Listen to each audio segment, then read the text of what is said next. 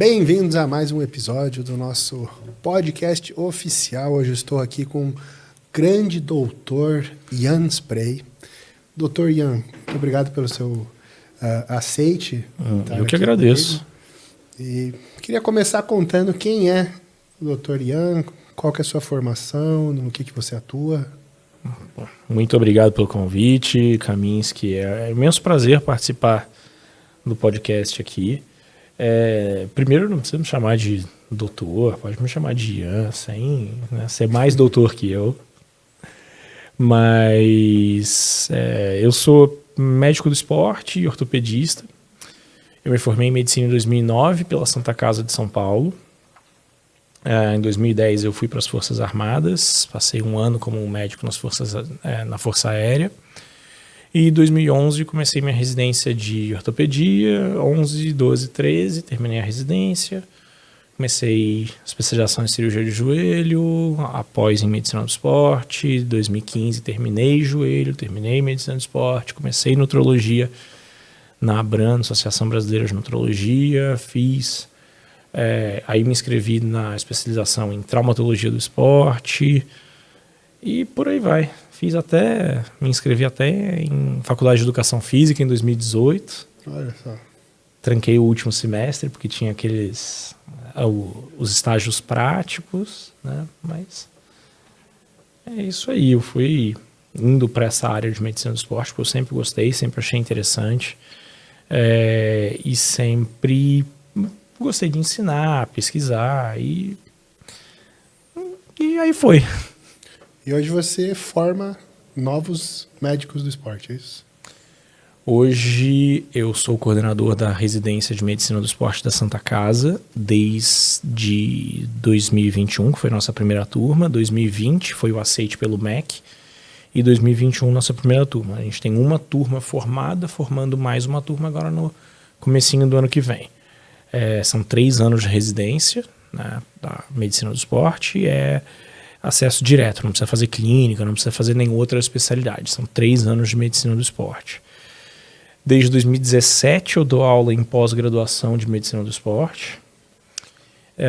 Em 2020 eu comecei a coordenar uma pós-graduação no Instituto Forte em medicina do esporte, junto com a professora Bianca.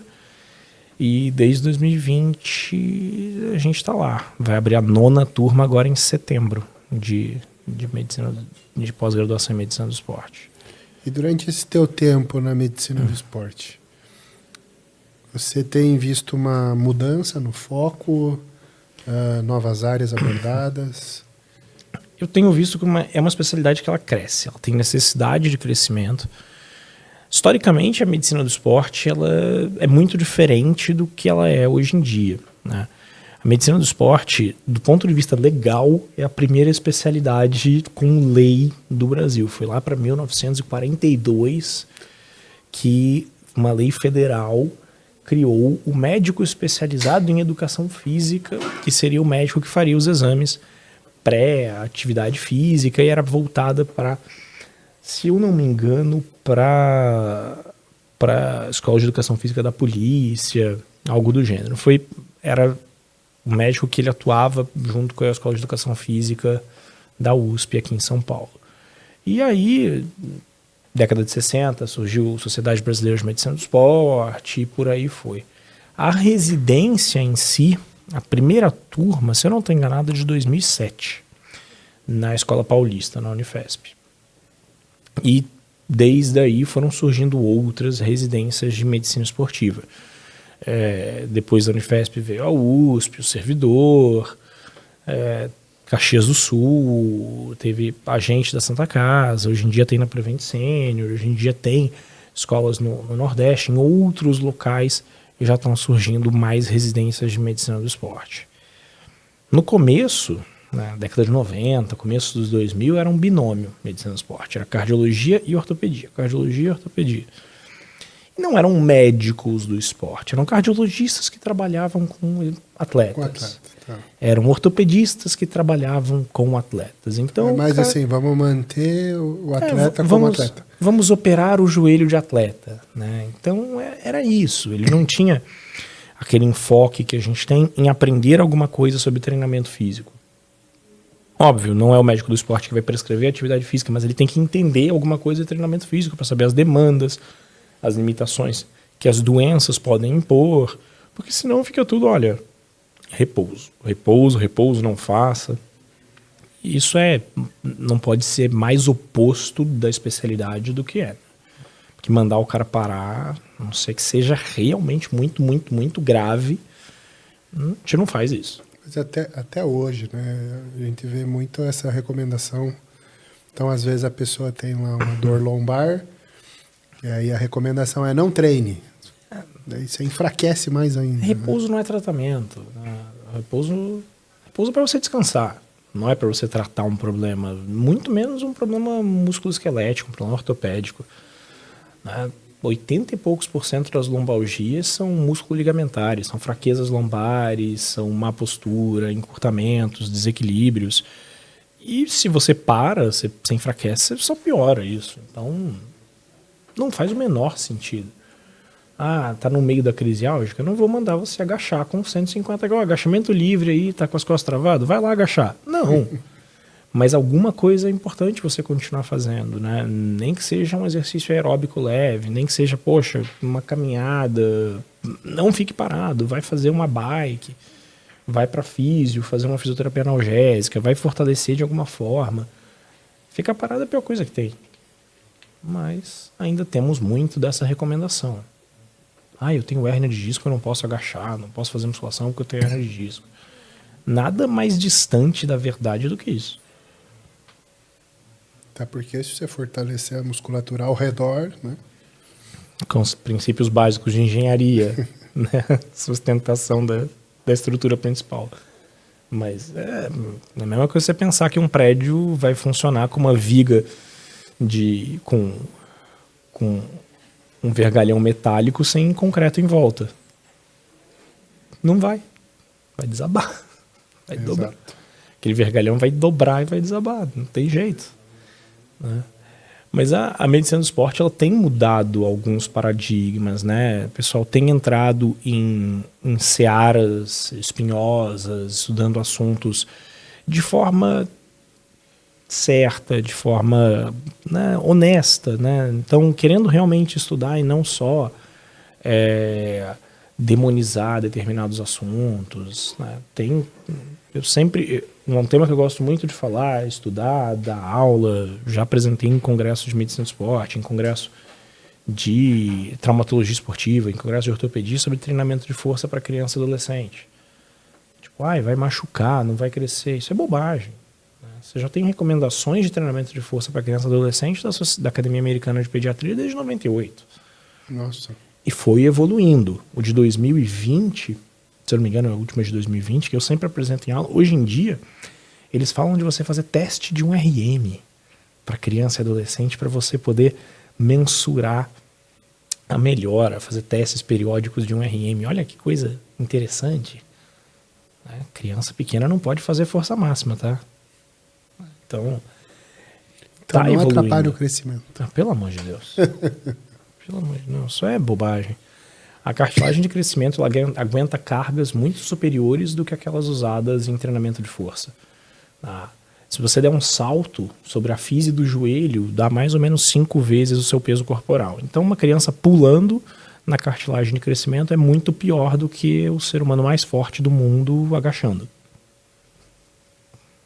Então, se a criança pode pular, ela pode agachar com peso corporal tranquilamente. Então, você pegar estudos, os levantamentos de lesão com criança que faz um treinamento de força, 80 e muitos % das poucas lesões que acontecem são acidentais porque a criança estava lá sem supervisão, fazendo bobagem. Então, como estaria no parquinho. Mas se a criança pode jogar bola, que é um esporte que tem contato, mudança brusca de direção, impacto, torção, por que ela não poderia fazer o exercício mais controlado e estável que tem? Não faz sentido. Então, essas são as searas mais espinhosas, assim, que a gente acaba abordando, né? Então, abordando até, poxa, né, uso de medicamentos para sarcopenia. Não pode. Pera, mas tá na bula do remédio. O médico do esporte tem que saber de sarcopenia, tem que saber orientar a atividade física, tem que saber orientar uma suplementação. Olha, creatina dá pedra no rim, faz mal pro rim. Essas bobagens absurdas aí que a gente tem que ter know-how, a gente tem que ter conhecimento teórico para virar e falar, olha, isso não faz o menor sentido. E o difícil é a demora entre o conhecimento sair, ser publicado e chegar na prática, né? Porque você vê, hoje em dia, se eu quiser pôr uma criança para treinar, nenhuma academia aceita. Isso é complicado, né? Eu comecei a fazer musculação, eu tinha 12, 13 anos e faltou a carta do Papa só para a academia me deixar, né? Isso que era no Rio de Janeiro, que já era década de 90 no Rio, né? Assim, né? Não, e também uma cidade muito ligada no corpo, na atividade física. E assim, não tem por que não permitir. Só que a academia ela tem medo jurídico, tem medo de processo e vai falar que não pode. É muito mais fácil eles falarem que não pode do que dar o suporte necessário para essa criança, né? Para esse adolescente, muitas vezes, né? Tipo, só pode academia depois dos 16 anos. Por quê? Da onde você tirou esse número mágico? E todos os adolescentes de 16 anos têm uma maturidade igual? Muscular, hormonal ou cognitiva? Claro que não. Então, mas você tem números mágicos que são muito mais jurídicos e burocráticos do que médicos ou pensando em ciência do exercício. Mas o grande negócio não é a dificuldade da informação sair e ela estar disponível. Hoje em dia, isso não existe. Hoje em dia, você está com um artigo, ele não está nem publicado na edição oficial do jornal, já está no pré-print e você já consegue baixar e ler. Antigamente, você tinha que esperar o jornal chegar na tua casa, impresso, a revista, né? E quem não tinha acesso a isso não conseguia. Você ia fazer uma busca de artigo na biblioteca da faculdade há 20 anos atrás, você ia ler os periódicos, né? Tipo, no máximo, a bibliotecária tinha naquele computador de letra verde, tela preta, né? Os títulos dos artigos para você poder ler no jornal se a faculdade assinasse. Fazer levantamento de prontuário há 20 anos atrás era descer no porão do hospital e pegar aqueles prontuário cheio de poeira. Hoje em dia você abre no computador, você escreve na busca o que você quiser e você encontra. Então a informação ela ficou muito mais fácil. Só que aí vem uma crítica minha.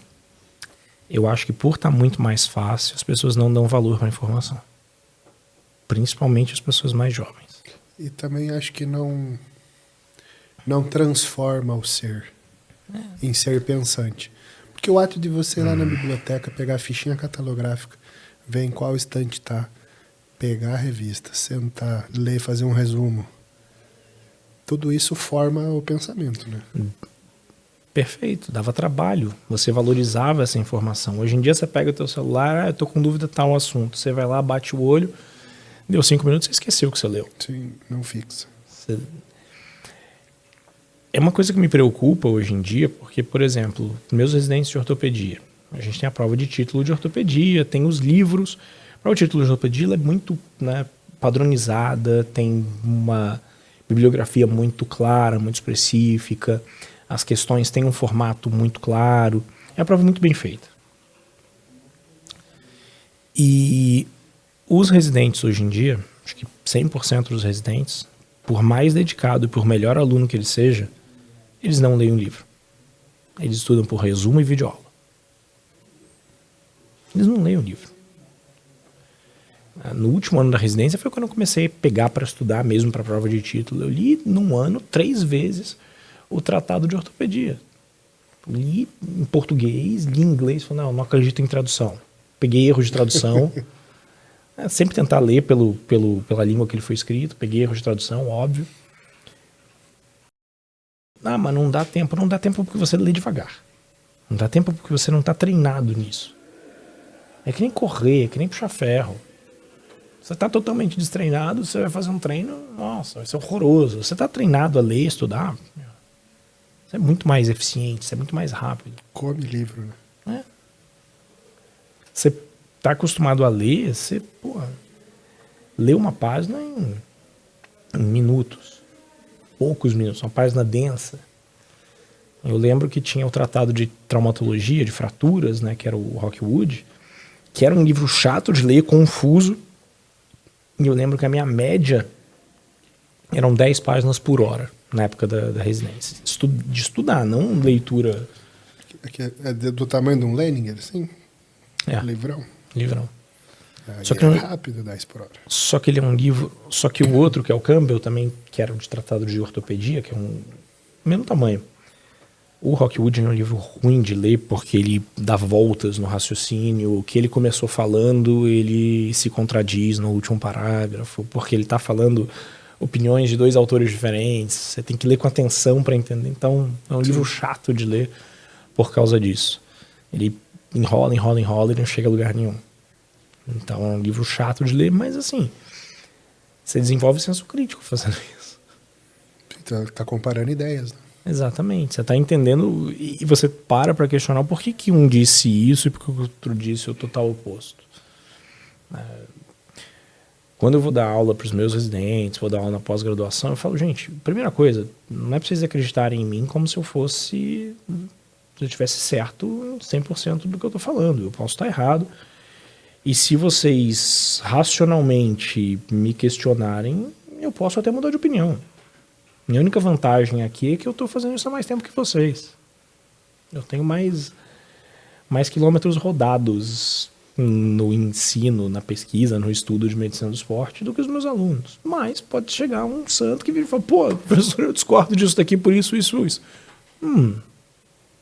Olha, cara, teu ponto é muito bom. Vamos dar uma pesquisada? Vamos dar uma olhada? Né? Eu canso de fazer isso. Assim, às vezes eu vejo colegas... Tipo, pubalgia. Aconteceu isso nesse final de semana, a colega estava dando aula de quadril lá na traumatologia esportiva, e aí ele foi e falou o que todo mundo fala. Pubalgia é um desbalanço entre a musculatura adutora e o reto abdominal. Eu falei, não é. Porque os grandes nomes assim da traumatologia esportiva descreveram assim no Brasil, né, futebol e tal. Eu falei, não é. Se você conversar com qualquer fisioterapeuta, com qualquer pessoa que entenda alguma coisa de biomecânica, ele vai falar que não faz o menor sentido, que não são musculaturas antagonistas. A única coisa que acontece é que a inserção do reto abdominal é muito próxima da inserção dos adutores. E para você fazer um abdominal, dói. Sim, porque você ativa o adutor para fazer o abdominal. Sim. E se você faz o abdominal em 4, né, você ativa mais adutor ainda e você provoca mais dor. Não é o reto abdominal. A pubalgia é um desbalanço de adutores e as musculaturas antagonistas, então rotadores externos e glúteo. Posterior de coxa, parte proximal disco tibial. Não adianta você treinar abdominal pro cara para melhorar a pubalgia. Você tem que treinar a musculatura glútea e posterior de coxa. Soltar o adutor soltar o adutor por excesso de tração. Um músculo muito, muito forte, que ele rouba a extensão do quadril quando o glúteo está fraco. Por isso que o joelho valgiza. Biomecânica. Triste, tive 0 aulas de biomecânica na minha residência de ortopedia. Você teve que fazer educação física. Mas eu estudei biomecânica por fora, porque o que eu tive na educação física foi assustador. Foi complexo. Eu acho que assim, num geral, a graduação, ela é ruim. Ela é ruim. De qualquer matéria. Ela é ruim. Eu costumava dizer assim, eu aprendi a ler no mestrado. Porque aí você tem que escrever a tua dissertação, você pega 100 artigos de um assunto para você chegar na tua opinião. Então, assim, a graduação me deu com capacidade de entender o que eu tô lendo. Mas eu fui aprender a ler depois, de formado. Não foi na graduação. O mestrado... Meu mestrado foi razoavelmente fácil. Eu fiz um epidemiológico de CrossFit, padrão de lesão, incidência, prevalência. Foi razoavelmente fácil. Já que nós estamos na tua praia, né? O que você identificou? Que se você comparar com esportes de impacto, esportes clássicos, futebol, tal, ele é mais seguro. Oi? Futebol americano. Não, futebol americano nem compara. O Coleman tá aqui no Brasil, teve aqui no Brasil essa semana, e ele falou que as lesões dele da coluna, porque ele jogava futebol americano antes na musculação? Quando você vai estudar epidemiologia esportiva, epidemiologia de lesão, a primeira coisa que você tem que dividir esportes com contato e sem contato. Esportes com contato, todos vão machucar muito mais. Porque você tem, né, a eventualidade de um coleguinha esbarrando em você. E no futebol americano é um coleguinha de 120 quilos esbarrando a 30 km por hora no sentido oposto em você. Né? É uma quantidade de movimento grande. E você não está preparado, você não dá tempo de dar uma contração muscular para proteger suas articulações, sua coluna. É mais lesivo do que você lutar MMA. Porque você está esperando tomar um soco, você está esperando a pancada. Né? Então, no esporte você está em movimento, né? Exato, você não tem inércia. Se você pegar a epidemiologia de lesão, assim, MMA, karatê, jiu-jitsu, e comparar com o futebol americano é muito mais lesivo. Então, pô, beleza, estamos falando lá do CrossFit. Se você quer comparar com o quê? Quer comparar com musculação? Óbvio que machuca mais. Tem movimento balístico, tem movimentos muito mais complexos. Ninguém faz LPO na academia de musculação. Ninguém vai fazer um arranco, um snatch na academia de musculação. O movimento o movimento é muito mais controlado. Então, óbvio que vai machucar menos. Só que se você comparar benefício para condicionamento físico, a musculação, ela cessa o ganho de condicionamento cardiopulmonar com 4 meses que você começou. Isso, né? No American College, acho que 2022, os caras mostraram muito bem, né? O ganho de condicionamento físico nos esportes e falaram, olha, desculpa, na musculação você vai cessar o ganho de condicionamento cardiopulmonar a partir do 4º mês, mais ou menos. Até porque está aumentando pós-carga, né? Se eu estou ganhando massa muscular, eu tenho mais músculo para irrigar. Sim. Começa a ter problema nesse sentido, né? Sim, mas a maioria das pessoas, assim, vamos lá, eu tô falando de pessoas normais, não estou falando do fisiculturista, não estou falando do cara muito forte. Ele não vai ter tanto problema assim, né? O cara não vai ficar gigante, o cara não vai ficar muito forte. Mas, como não é um exercício onde você mantém frequência cardíaca muito alta, você não está treinando de forma prolongada, próximo do segundo limiar, acima de segundo limiar, você não tem ganhos cardiopulmonares significativos. Ponto. A vantagem de condicionamento físico do CrossFit é muito superior. Lesão? Sim, mais lesão. Compara com corrida de rua. CrossFit machuca menos. O povo machuca mais fazendo corrida de rua do que fazendo CrossFit. E aí não é só o impacto da corrida. Também é a característica do corredor. Corredor de rua, geralmente, ele é um despreparado para correr. Sim. Ele não sabe pisar. Não sabe fazer nada, não sabe andar. Ele não faz uma musculação porque é chato. Aí começa a fazer fratura por estresse. Aí começa a aumentar gradativamente o volume de treino, como se a assessoria mandou. Beleza. Tem assessorias ótimas, tem assessorias completamente malucas. Que o cara aumenta 30% de volume de treino de uma semana para outra, nunca tendo corrida na vida. Corra a sua primeira maratona em 6 meses. E o cara não tem tempo para fazer musculação. Ou ele corre ou ele faz musculação. Tem 1 horinha por dia. A história da maratona sim. da Grécia, o cara morreu quando ele chegou. Sim, batalha de maratona. Batalha de maratona. Né? Foi a vitória de Atenas. A Guerra do Peloponeso, se eu não estou enganado. Aí já fugiu da minha memória. Eu gosto de história. Eu vou lembrar o nome do soldado. Mas ele morreu. Morreu, chegou e morreu. Mas também essas histórias, esses contos históricos são... Você falou disso, eu sempre gosto de falar desses contos históricos quando eu vou dar aula, né? Então, por exemplo, a rabdomiólise, um dos artigos que a gente teve aceito é um questionamento sobre o diagnóstico atual de rabdomiólise. Perfeito. Né? É sobre Muito amigo meu já teve diagnóstico errado. Eu já bati 43 mil de CPK no 5º ano da faculdade. O que você estava fazendo? Musculação. Puxando muito ferro. Tava forte. Mediu sexta-feira, juntou CPK nem da semana lembro, toda. acho que foi sábado de manhã, entendeu? Eu tava forte pra caramba, treinando pra caramba. E tinha tempo, né? 5º ano da faculdade, por mais que você esteja no internato, você não... Morava com meus pais, não tinha conta pra pagar. Era fácil. Aí, deu 43 mil. E, naturalmente, eu sou uma pessoa mais inflamatória. Eu tenho uma resposta inflamatória ao treino muito grande. Eu sou aquele cara que, eu treino... Eu tô sem treinar nada, tô sedentário há quase uns 6 meses, desde o final da gravidez da minha esposa até o nascimento do meu filho. Eu brinco, eu não tenho feito nem a flexão. Mas eu sou o cara que em 3, 4 meses, cara, já recupero absurdamente. Minha genética para ganhar massa muscular sempre foi boa. Minha resistência para exercícios mais prolongados sempre foi uma tragédia. Sempre travei muito rápido. Tanto é que na faculdade eu nadava 50 borboleta. No CrossFit eu gostava de prova curta. Prova, 3 minutos esse WOD, lindo. É isso que eu quero. Me mato em 3 minutos, mas... Pô, WOD de 20 minutos. Murphy, meu Deus do céu. Não tenho músculo para isso, eu travo.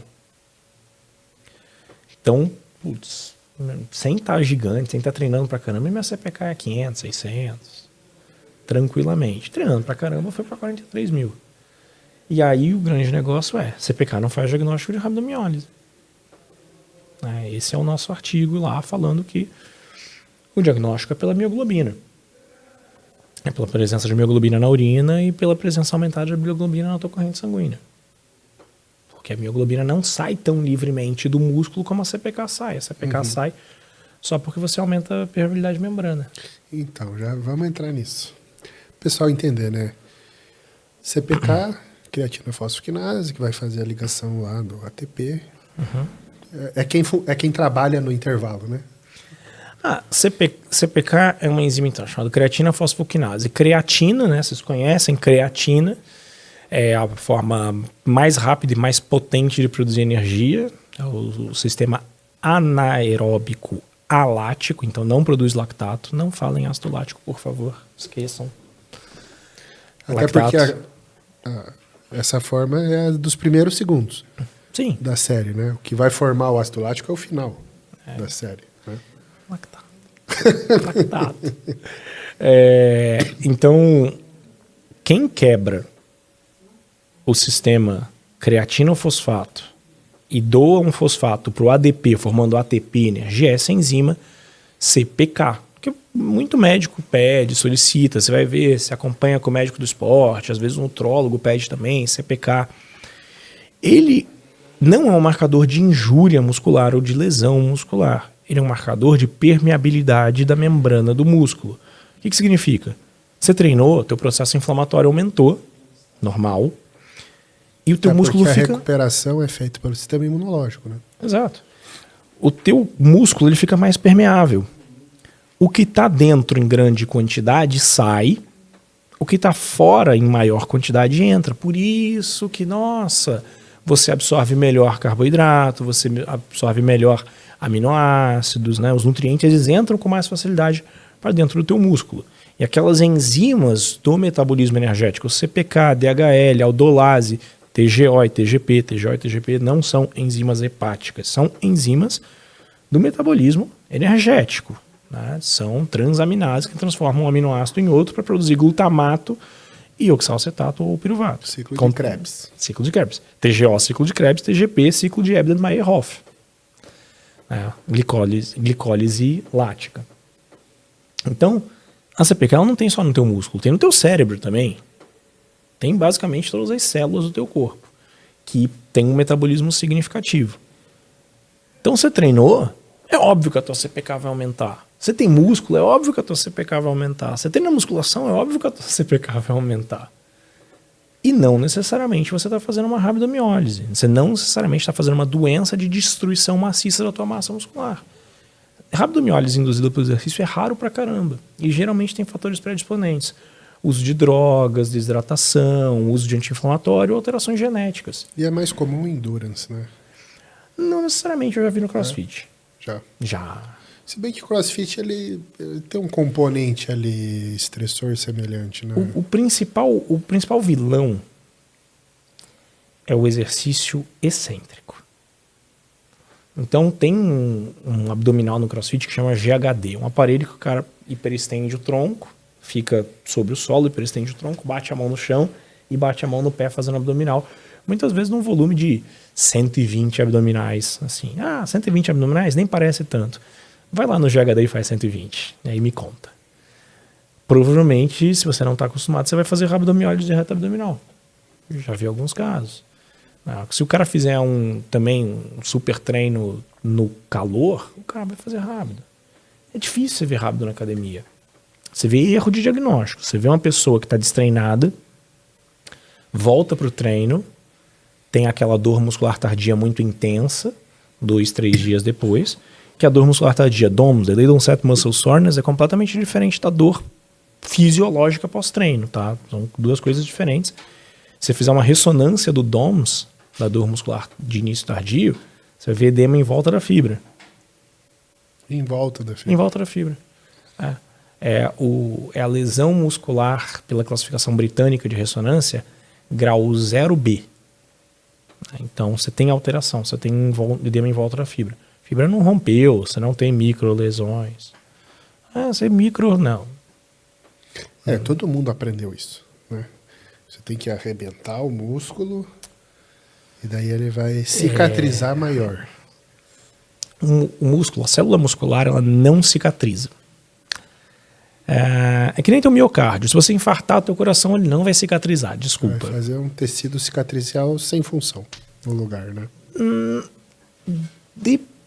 Você pode preencher o músculo com fibrose quando você tem uma lesão muscular, só que como é que o músculo cicatriza depois de uma lesão de verdade? Você estirou, você rasgou o teu músculo. Você vai hipertrofiar as células remanescentes e vai reagrupá-las. A cicatrização de uma lesão muscular, ela é histologicamente semelhante com o processo de hipertrofia. Por isso que hoje em dia todos os protocolos de lesão muscular eles falam de retorno precoce ao treinamento de força, retorno precoce à movimentação, que é o Peace and Love, publicado no British Journal em 2019, e fala de load, fala de carga, e fala de proteção, nem fala de repouso, fala de proteção mínima possível, e usar a dor como parâmetro para voltar ao movimento. As formas ativas de tratamento de lesão muscular são, hoje em dia, o padrão ouro. E aquela história de você fazer um colágeno amorfo ali para tapar os buracos e você tentar ordenar essas fibras de colágeno treinando, isso existe? Então, as lesões grandes, você vai ter que preencher com alguma coisa. Você vai preencher com alguma fibrose, você vai ter proliferação de fibroblasto. Com o treinamento, você vai acabar rasgando parte dessa fibrose e você vai ter uma fibrose mais alongada. A ideia é que você tenha uma fibrose menos encurtada, porque quanto mais encurtado o teu músculo menor a elasticidade desse conjunto. Quanto menos elástico, maior risco de nova lesão. Por isso é muito importante o trabalho de mobilidade para o atleta. Eu sei que tem gente que fala que não se fala de mobilidade, fala de flexibilidade. É que mobilidade é um conjunto mais global. Ele não vai falar só de elasticidade do teu músculo. Ele vai falar de elasticidade capsular, ou seja, elasticidade da tua articulação e capacidade neuromotora, né? Mobilidade Sim. envolve capacidade neuromotora. Se você não tem cérebro suficiente para agachar profundo, teu cérebro te bloqueia, você não consegue. Mobilidade é importante para o atleta? Claro que é. Imagina você tá com um carro que o eixo tá completo, não tem lubrificação nenhuma, tá rodando no seco ali, aumenta o atrito articular. Vai ter mais lesão. Eu falo pro pessoal do cross, você não tem uma boa mobilidade articular, se a tua articulação é travada, na hora que você vai fazer um levantamento, você não tem que vencer só o peso, você tem que vencer o atrito da tua articulação, a resistência da tua articulação. Mobilidade para o atleta é essencial. É igual colocar areia no carrinho do leg press ali. Né? Vai ficar um pouquinho mais difícil. Vai aumentar o atrito ali, você vai ter mais dificuldade. Você pega os grandes fisiculturistas. Kai Green, que abre espacate. O próprio Coleman, que a gente estava falando. Uhum. Todos têm uma bruta mobilidade. Todos esses caras que são o top têm mobilidade. Tem alongamento muscular, tem mobilidade geral. Você vai pegar nos caras do powerlifting, parece travadão, mas o cara tem mobilidade, o cara quebra paralela para agachar. Muitas vezes ele não consegue ter mais mobilidade por efeitos mecânicos, um músculo bate no outro. Exato. Um músculo bate no outro. Mas o cara é alongado. E os maromba porcaria que não conseguem nem encostar a barra no peito e falar, não, eu não consigo porque meu ombro é ruim. Não, cara, seu ombro é ruim porque você não tem mobilidade. Seu ombro é ruim porque você é um travado. Teu ombro é ruim porque você não faz um exercício com amplitude completa. Mas quando eu comecei a treinar, o pessoal falava muito, não sei se você é da época, mas não sei se te falavam, que você não precisa alongar, porque o músculo antagonista, quando você treina, está alongando o outro. Então, quando eu treino peito, eu alongo as costas. A galera falava isso e, lógico, e proibia fazer cardio, porque cardio era catabólico. Eram as recomendações. Então, cara, assim, isso não faz o menor sentido. Porque, vamos lá, o que é alongamento? Né? Você tem um alongamento muscular, você tem um alongamento capsular, então cápsula articular que você está alongando. Você tem um alongamento estático, você tem um alongamento balístico, você tem um alongamento dinâmico. Ah, não pode alongar para musculação, senão atrapalha a hipertrofia. Amigo, quando você deita no supino, pega a barra e faz 10 repetições só com a barra antes de fazer a tua série, você está alongando teu peitoral, você está fazendo um alongamento dinâmico. Ah, mas não pode alongar depois do treino, porque vai atrapalhar a hipertrofia, porque eu quero um processo inflamatório mais exacerbado. Pipipi. Ok, você não quer alongar logo depois que você terminou o teu treino? Alonga no dia seguinte aquele grupamento que você treinou. Não precisa alongar. Óbvio. Também tem treinos onde você alonga durante, né? FST, faça stretch training. Você não faz alongamento? Se você não tem alongamento fácil muscular, isso limita a tua hipertrofia também. E não adianta. Se você não treina em máxima amplitude, você não tem essa história de alongar a musculatura antagonista. Exato. Não tem. Desculpa. Tá alongando o dorsal fazendo isso daqui? Tá alongando... Você mas o bíceps alongando o tríceps aqui. O tríceps alongando o bíceps. Galera falava isso aí direto. Lembrar que o tríceps, ele é um músculo biarticular. Você não alonga o tríceps fazendo isso. Você alonga o tríceps dando tensão aqui na inserção dele na escápula, né? É um músculo biarticular. O tríceps ele não tem origem no úmero. Tem origem na escápula.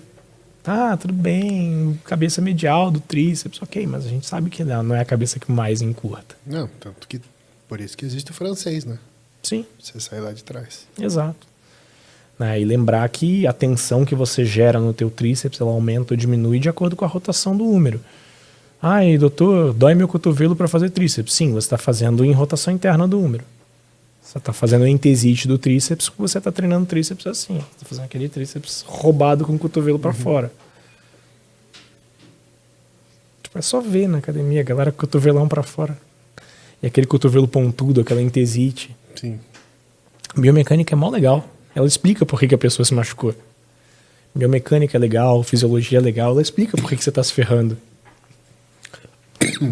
O ruim é estudar, né? Ninguém quer estudar. Eles escondem as informações, né, no meio de palavrinhas, né? Então tá dentro do livro, tá no artigo. E a maioria das informações boas, elas não estão nas redes sociais, elas não estão no videozinho do TikTok. Em 15 segundos. Não tem como você começar a explicar com... Quando eu vou dar aula de biomecânica, para falar de lesão, eu começo dando aula de física. Quando eu vou falar de metabolismo, vamos dar aula de bioenergética, eu falo de termodinâmica antes. Porque você tem que voltar para o conhecimento, que muita gente esqueceu ou nem aprendeu direito, só decorou lá para passar na prova. Princípio de conservação de energia. Você já quebra aquela frase, doutor, eu não como nada, mas eu não emagreço. Então...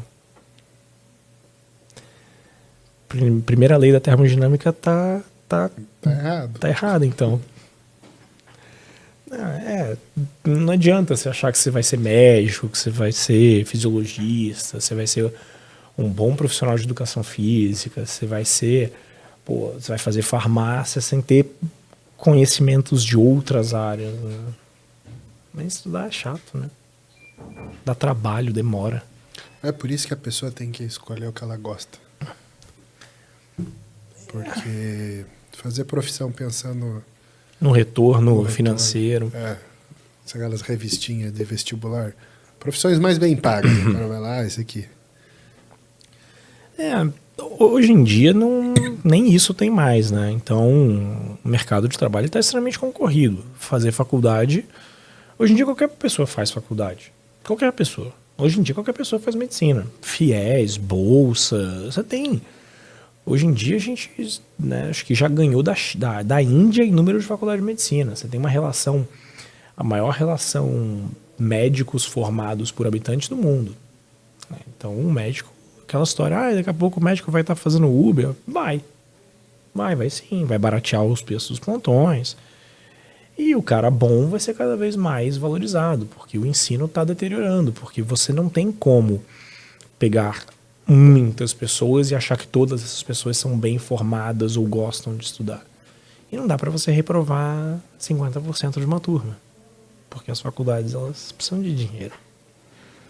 Então, você vai sim, em todas as áreas, ter uma enxurrada de profissionais mal formados. Medicina, direito, engenharia, tudo.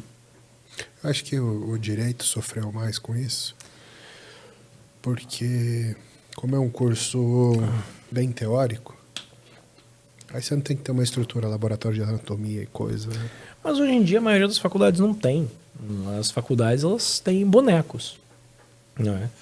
O aluno ele não viu o cadáver, né? Não estudou anatomia no cadáver, ele estudou num boneco bonitinho, colorido. Não disseca mais. Não disseca mais, não pega no bisturi. A gente lá na Santa Casa, eu gosto muito de ter feito Santa Casa, porque a faculdade é dentro do hospital. Você está andando pelos corredores da faculdade, você está andando dentro do hospital, você está vendo os pacientes, né? Desde o começo, a gente tinha aula de propedêutica, só que não era propedêutica teórica, vamos conversar com os pacientes dos ambulatórios, vamos conversar. Só conversar com o paciente para quebrar essa barreira de: oi, tudo bem? Por que o senhor está aqui? O que está acontecendo?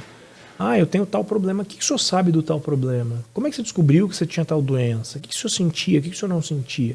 O que o senhor toma de remédio? Você sabe que esse remédio funciona? Conversar com o paciente, quebrar essa barreira, né? Você vê que muita gente termina a formação e não sabe conversar com o paciente. Não tem isso, né? Então, não está calejado para as desgraças do mundo, porque a medicina ela não é 100% bonita. Muitas vezes você tem casos extremamente dramáticos, você tem pessoas que estão super felizes, são atropeladas e têm traumas super graves, você faz tudo o que você pode e elas morrem 2, 3 dias depois. E você tem que avisar a família. Aquela pessoa jovem que estava tudo bem até 3 dias atrás faleceu, apesar dos seus melhores esforços. Você tem que, né, oncologia ortopédica. A maior parte da oncologia ortopédica é criança, né? Criança e adolescente. Os tumores ósseos são pesados nessa fase, né? Sim, então, na fase de crescimento. Você tem tumores ósseos que você bate o olho no raio-x e fala: bom, essa criança tem 2, 3 anos de vida e olhe lá. Já está avançado, já deve ter metástase. Fala pro pai que o filho de 13 anos, 14 anos tem uma doença muito grave e provavelmente ele vai morrer. Nem todo mundo tem estômago para isso. Só que se você faz uma faculdade que te protege disso, que blinda o teu emocional, e aí? Quando você chega na vida real, você tá despreparado. Fazer sozinho. Você tá despreparado. Na faculdade você tem o suporte dos teus colegas, você tem o suporte dos teus professores, você tem algum suporte. E você não tem a responsabilidade de ser médico ainda. Apesar de que é o que eu falo para os meus residentes, para os meus internos. Chega interno de outras faculdades para acompanhar a gente, os internos da faculdade falam: gente, vocês estão de jaleco, vocês são médicos na cabeça das pessoas. Se comportem como tal. As pessoas elas querem que você tenha uma postura muito mais séria do que as outras. É exigido de você que você tenha uma postura muito mais séria. Não tem brincadeira, né? Você não pode estar brincando no corredor, fazendo uma live, não pode, fazendo stories no meio do corredor de jaleco. As pessoas vão olhar feio pra você. Por mais que você seja aluno da faculdade. Porque em algum lugar ali tem alguém sofrendo. Exato. Você tem que ter respeito por isso, né? Eu entendo que não necessariamente você vai se impactar com o sofrimento alheio, né? Óbvio, a maioria das pessoas vai se impactar de alguma forma. Com o passar do tempo, você vai se impactar cada vez menos. Mas eu acho que não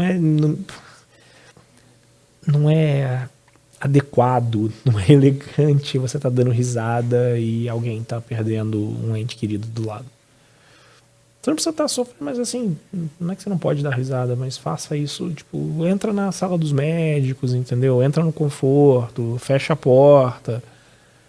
Quer fazer piada, mas não faça no meio do corredor, não faça em público, né? Acho que não é... Não combina. Não combina, não condiz com a tua profissão. E achar que medicina é só sucesso, não é. Infelizmente não vai ser. Eu gosto de trabalhar com trauma, eu gosto de trabalhar no pronto-socorro de trauma da Santa Casa, vi traumas muito graves. Eu gosto de... Porque, tô só no consultório de trauma... É um desafio, né? Tô só no consultório de trauma esportivo, tô só no consultório de medicina do esporte, performance, suplemento, lesãozinha de menisco, cirurgias que não ameaçam a sua vida, né? Pô, tô com dor, fazer uma infiltração. Você fica meio blindado do mundo real. E você vê o cara que é atropelado, se joga de sei lá que andar, o cara que é esfaqueado, baleado. Eu acho que põe as coisas em perspectiva. Você começa a dar valor para outras coisas, você começa a se incomodar menos com coisas pequenas. Eu acho que é importante. Tem um neurocirurgião lá do Rio que só atende particular, mas um dia na semana ele e toda a equipe fazem SUS. Porque ele quer pegar baleado na cabeça, faca na cabeça. Porque aí a hora que ele vai clipar, né, um aneurisma é muito mais tranquilo. É aquela coisa também, se você está acostumado a trabalhar no SUS, onde tudo conspira contra você e contra o paciente, onde você não vai ter o melhor suporte logístico do mundo, se você está acostumado com esse grau de dificuldade, na hora que você vai para particular, nossa, as coisas ficam tão mais fáceis.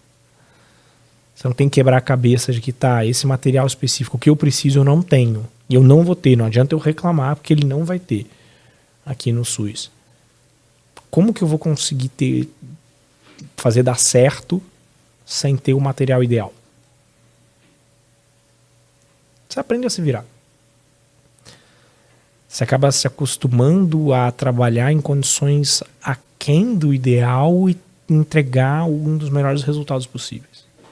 Principalmente se você trabalha em um hospital-escola, né? Tipo, o SUS ele tem ilhas de excelência num mar de precariedade. Você tem hospitais-escola, cirurgiões e médicos que a maioria das pessoas, classe média, não tem dinheiro para pagar uma consulta, não tem dinheiro para pagar uma cirurgia com os cirurgiões, mas eles atendem no SUS. 2 dias por semana. Porque continua, né, expostos aos casos muito graves, aos casos muito raros. E continua ensinando, continua aprendendo. Eu acho que isso é muito legal. Eu gosto muito dessa parte. Porque, né, o meu preceptor na residência, ele gostava muito de metáforas. Ele falava, mares calmos não formam bons marinheiros. Está acostumado calmaria, quando vier a primeira tempestade se apavora. Eu vi um cara até falando isso disso. Se você fosse baleado, você prefere ir para um hospital suíço ou carioca? Exato. Se tomar um tiro de 7,62, você quer estar no Rio. Óbvio, 7,62 provavelmente você vai morrer, não importa onde você esteja. Mas, um 5,56 dá pra sobreviver. Você tomar um tiro 9mm. Você tomar um tiro de R15, né? No Rio, você tem muito mais chance de sobreviver, porque o pessoal tá acostumado a pegar isso dia sim, dia também, né? Do que você tá na Suíça. Né? Eu falo que a Suíça ela tem, com trauma, a Suíça é um país à parte, porque... O esqui? Exato.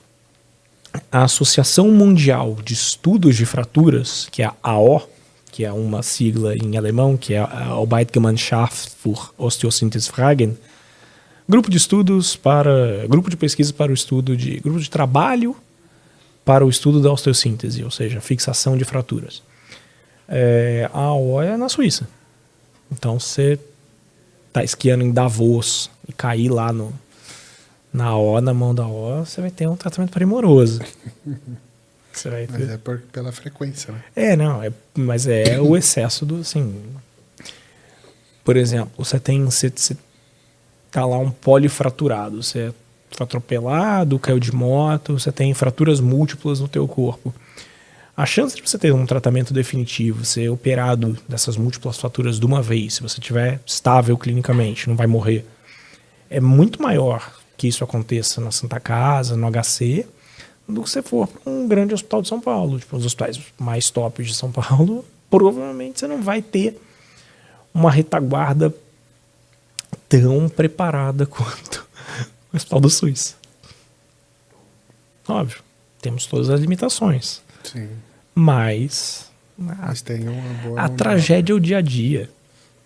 A tragédia raramente chega no hospital de premium. Ponta. No hospital premium. A tragédia não é o dia a dia do hospital premium. A tragédia é o dia a dia do SUS. Isso dá uma calejada boa em você. Dá. E falando em lesão, já que você puxou aí o trauma, com relação a musculação, crossfit, vamos colocar atletas amadores, né? Quais tipos de lesão são as mais comuns? Qual o prognóstico, geralmente, dessas lesões? E o que você gosta para prevenção de lesão? Vamos lá. O padrão de lesão da musculação é diferente do padrão de lesão do crossfit. A articulação que mais gera queixas no crossfit é o ombro. Tá. Por causa do LPO, do levantamento de peso olímpico, e por causa dos movimentos ginásticos, movimentos de suspensão. O levantamento de peso olímpico do crossfitter, ele causa muito mais lesões de ombro do que o levantamento de peso olímpico do levantador olímpico. O levantador olímpico praticamente não machuca ombro. Ele machuca joelho e lombar, por causa do peso mesmo. Ele não machuca o ombro porque a técnica dele é boa. O crossfitter machuca o ombro porque ele não sabe fazer direito. E tá com pressa, o relógio tá contando. Não só a técnica mesmo, anteriorização, não tem finalização, perde mobilidade, não treina mobilidade, tem diversos fatores. Então, primeiro lugar, ombro, aí joelho e lombar meio que empatado, e aí depois vem mão e punho. As lesões do crossfit geralmente são lesões de sobrecarga e relacionadas com técnicas incorretas. Então, você pegar a literatura, a maior parte é técnica incorreta. Na musculação, também está relacionado com técnica incorreta. Eu falo que para você se machucar na musculação, geralmente, ou o aluno é um idiota ou o professor é um idiota, geralmente são os dois juntos. O cara não sabe periodizar, entendeu? E o aluno quer pegar mais peso, é o ego lifter. Ele quer pegar... Ele quer hipertrofia, mas ele quer treinar como se fosse um atleta de força. Não faz sentido. Então, o que a gente vê muito na musculação, o pessoal com dor no ombro por anteriorização na hora de fazer supino. O cara não sabe ativar a escápula, não sabe ativar a romboide, faz jogando o ombro para frente, faz slap, faz tendinite da cabeça longa do bíceps por anteriorização, a cabeça do húmero bate no bíceps. E começa a fazer as tendinopatias assim, de repetição, perde rotação interna, então faz contratura de cápsula posterior por causa dessa anteriorização, ele fica jogando o ombro para frente. No crossfit isso acontece também por causa dos movimentos ginásticos sem ativação direito da escápula, então o cara termina o snatch com o ombro para frente em vez de aduzir a escápula. Bastante epicondilite medial, né? A galera fazer rosca, no crossfit subir corda, pega bastante também. Flexores do punho. E assim, nada, joelho por sobrecarga, joelho por não saber agachar. O cara da musculação, são poucas pessoas, né? O atleta amador, ele não sabe agachar. O atleta amador de musculação, ele agacha muito mal. É uma coisa horrorosa. É engraçado que o neném sabe agachar e as pessoas perdem essa habilidade, né? Você já parou para pensar que momento da vida que essas pessoas perdem essa habilidade? Adolescência? Antes.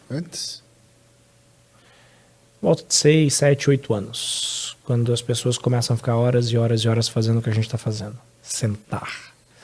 Sentar não é fisiológico, né? Não é ergonômico. Você faz encurtamento de ilho-psoas, encurtamento de cadeia posterior, e você não consegue agachar. Quando vai para a escola, perde essa habilidade. Fica horas e horas e horas sentado. As crianças vão para a escola antes, mas ficam sentadas no chão. É uma coisa muito mais lúdica. Eles não estão estudando de fato, né? Sentados numa cadeira. Se você pega populações mais remotas, tribos, que não tem um vaso sanitário, que não tem cadeiras. Você já viu o afegão, que ele fica agachado de cócoras em volta de uma fogueira, conversando, né? Tem a postura de tiro, né, que é o Afghan Cheater, que o cara agacha e atira lá de AK. Agachadinho, agachado, baixinho, calcanhar plantado no chão. Porque ele não fica sentado horas e horas. Pergunta se o índio que mora numa tribo, ele fica sentado horas e horas ou ele consegue agachar. Né? Então, você perde isso. Se você não tem uma cadeira para ficar horas e horas e horas sentado, você continua com essa habilidade de agachar. Você continua com mobilidade. Curioso, né? Muito. O nosso corpo ele não foi feito para ficar sentado, ele foi feito para ficar agachado, deitado de pé. O que eu costumo dizer sobre a musculação é a pessoa que acha que é muito tempo perdido, 1 hora por dia, teu corpo foi feito para atividade física às 8 horas do dia, né? Então, plantar, colher, caçar. Então, se você não precisa fazer nada disso, fica sentado o dia inteiro no ar-condicionado. Pelo menos 1 hora de estímulo para o músculo é essencial. As pessoas não entendem que condicionamento físico é sinônimo de saúde. Condicionamento físico, a capacidade de fazer tarefas é sinônimo de saúde. Uma pessoa doente, ela não consegue realizar tarefas tão bem quanto uma pessoa saudável. Então, você quer ser saudável, tenha um bom condicionamento cardiopulmonar, boa força, boa mobilidade, boa resistência muscular, bom equilíbrio, boa coordenação motora, boa agilidade. Não adianta ser especialista. Você acha que o cara que é só forte, ele é saudável como um todo? Não. O cara que é só rápido, não, eu corro maratona. Parabéns, meu amigo.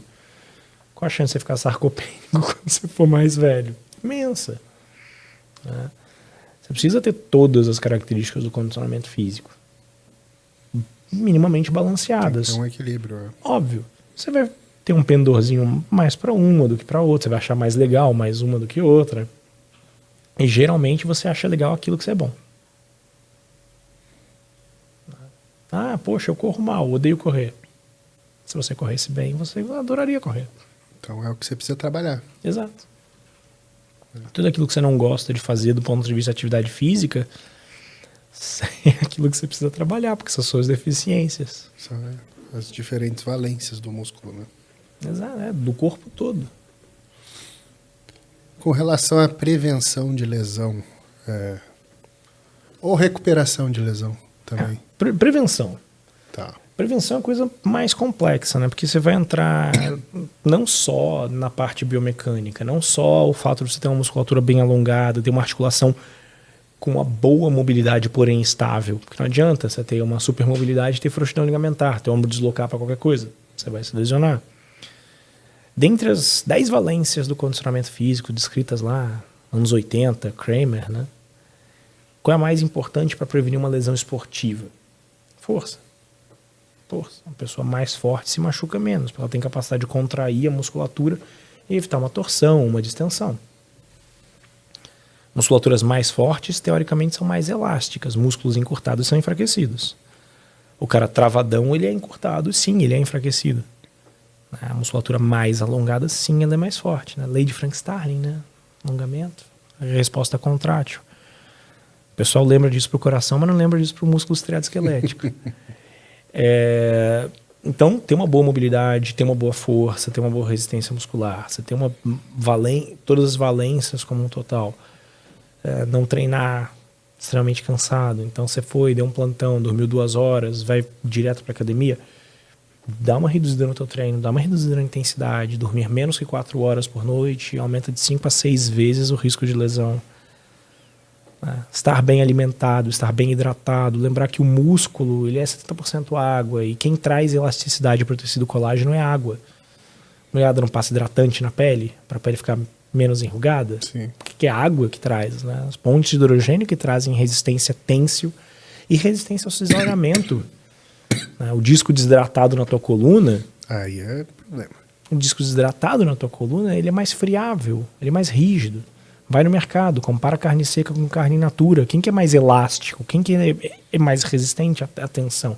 Carne seca é friável, ela quebra. Né? Então, estar hidratado é prevenção de lesão. Né? Só que as pessoas acham que eu tomo 1,5 litro de água por dia, tá bom. Não. 35 ml por quilo de peso pro sedentário e 50 pro ativo. Então eu vou fazer uma confissão aqui. Quando eu rompi meu peitoral, eu estava em Porto de Galinhas, num resort, na academia do resort. E em 4 minutos de treino, eu rompi meu peitoral com 24 quilos de cada lado no supino. 2 semanas antes eu tinha supinado com 80 de cada lado. O que eu fiz de diferente? Estava no resort, bebi no dia anterior, desidratei, de manhã cedo, falei, vamos dar um treininho na academia, depois a gente vai para a piscina. Eu estava desidratado e meu tendão foi pro pau. Fora o calor. Calor lá fora, só que a academia é ar-condicionado geladíssimo. O álcool ele é miotóxico diretamente. Ele tem miotoxicidade direta. Você dizer que não, o álcool não faz mal pro treino é tipo, olha, o fogo não queima. Sim, não existe dose segura de álcool. Não, o álcool é tóxico. O álcool ele é miotóxico, ele tem miotoxicidade direta, não adianta você dizer que não tem. E o álcool ele desidrata, ele faz aquela desidratação paradoxal que ele retém líquido ao mesmo tempo que ele te desidrata. Uhum. Né? Então, ele só puxa pro lugar errado. Exato. e ele inibe o ADH, né? Você urina mais, porque o álcool inibe o ADH, o hormônio antidiurético. 4 minutos de treino, talvez você não tivesse dado um aquecimento suficiente, né? Lembrar que a tua musculatura, quando você está frio, ela está menos vascularizada. Menos vascularizada, ela tem menos resistência têncil. Não, e o ar estava super gelado da academia. Lembrar que no frio também você tem uma maior sobrecarga anaeróbica, porque a tua troca com oxigênio ela fica piorada, porque você, além de ter que fazer tudo para produzir energia, você tem que gastar energia para aquecer o ar. A tua temperatura enzimática ótima, ela cai, então a tua capacidade de produzir energia cai também. Já nadou numa piscina super gelada, você trava mais rápido, porque você vasoconstringe. Você não consegue lavar. Não tem fluxo sanguíneo. Né? Então a tua musculatura ela vai ficar menos elástica no frio. Então super gelado, pegou calor, pegou sol no resort, você desidratou por ter pego sol. Né? Lembrar que o sol, em excesso, ele é imunossupressor. Né? Lembrar que você precisa ter o sistema imunológico funcionante para manter a integridade da tua musculatura. Vai lá, treinar cansadão e ver se você não rompe o teu músculo. Nossa, rompeu sim, porque você precisa do sistema imunológico funcionando para ter a reparação da musculatura. Não porque você faz microlesão, mas porque você faz desarranjo das fibras de actina e miosina. Você rompe a fibra de alfa-actina, chamada banda Z, e você desarruma os sarcômeros com o treinamento de força. Então, desidratação, consumo de álcool. Né? Só faltar você estar tomando anti-inflamatório. Pedir para se ferrar.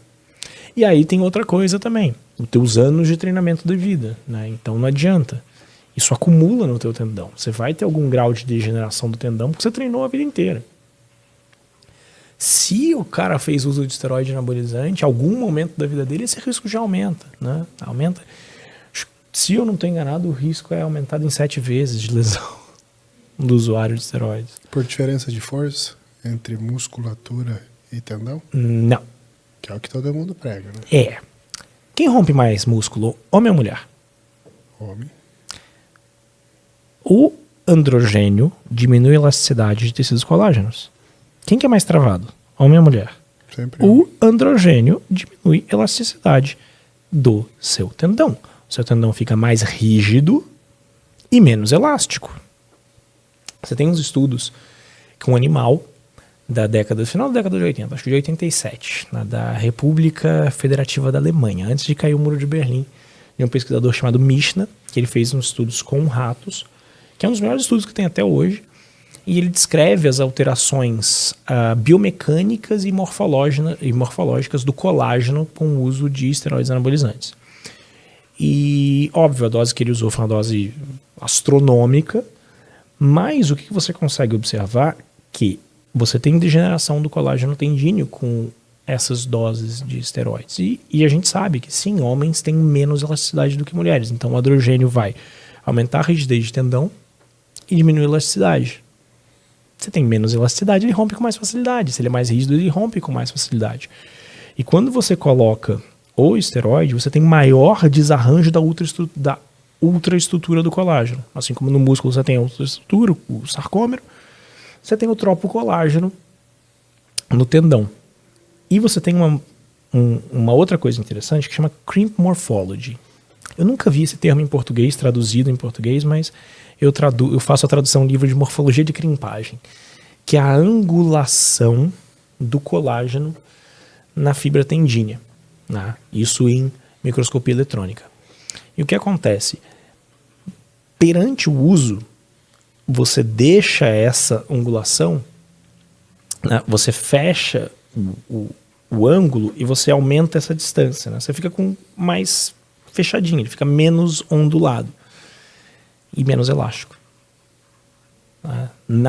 Com o envelhecimento, acontece o oposto, né, que vai abrindo e vai espaçando mais as células, né, do tendão e vai ficando também menos elástico. Mas são duas coisas de microscopia eletrônica opostas que também fazem o mesmo risco de lesão. Então não tem nada a ver com a diferença de força do músculo para o tendão. Se fosse assim, você não tinha ruptura na transição miotendínea. A minha foi miotendínea. Né? Peitoral geralmente é miotendíneo. A bíceps é mais... Bíceps é na inserção. Uhum.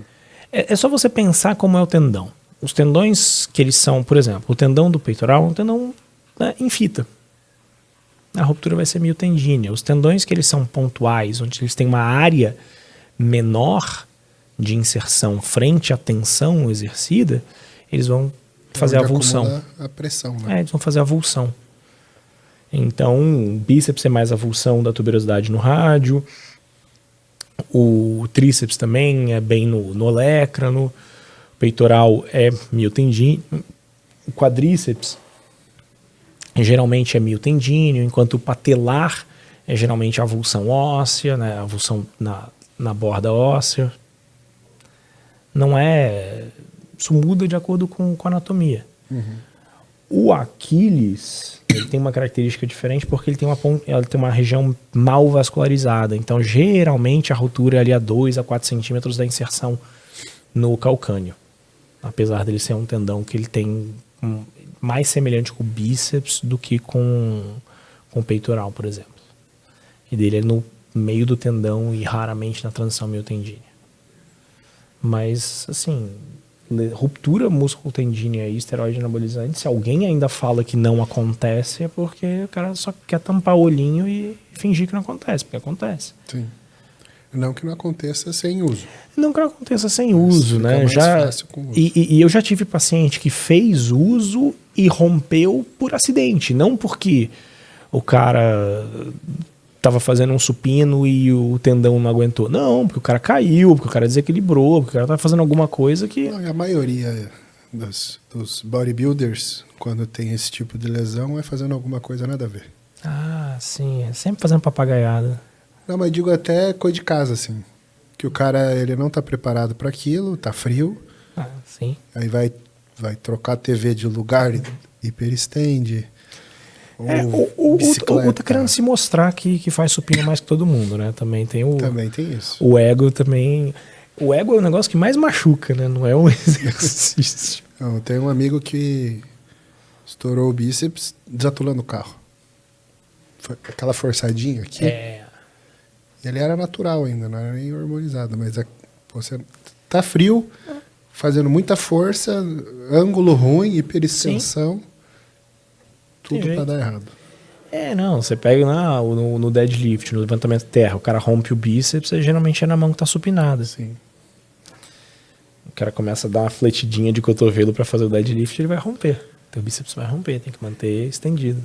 Tem que ativar mais tríceps para fazer o deadlift supinado do que bíceps. Se tiver o bíceps, meu amigo. Não, se você não arrancar completamente encaixado, vai todo o peso pro tendãozinho, coitado. Não aguenta. Mas para prevenir lesão, ou, sei lá, vamos colocar assim, suplementos para tendão e articulação, ou seja, iria... Suplemento para tudo, creatina. Lembra que eu falei que água aumenta a elasticidade, que a água é necessária para manter a resistência a têncil? Creatina traz água para dentro do músculo. E produz energia. Energia é necessária para que você mantenha a integridade da estrutura. Creatina é excelente para prevenir lesão. Vai diminuir o risco de lesão muscular com suplementação de creatina.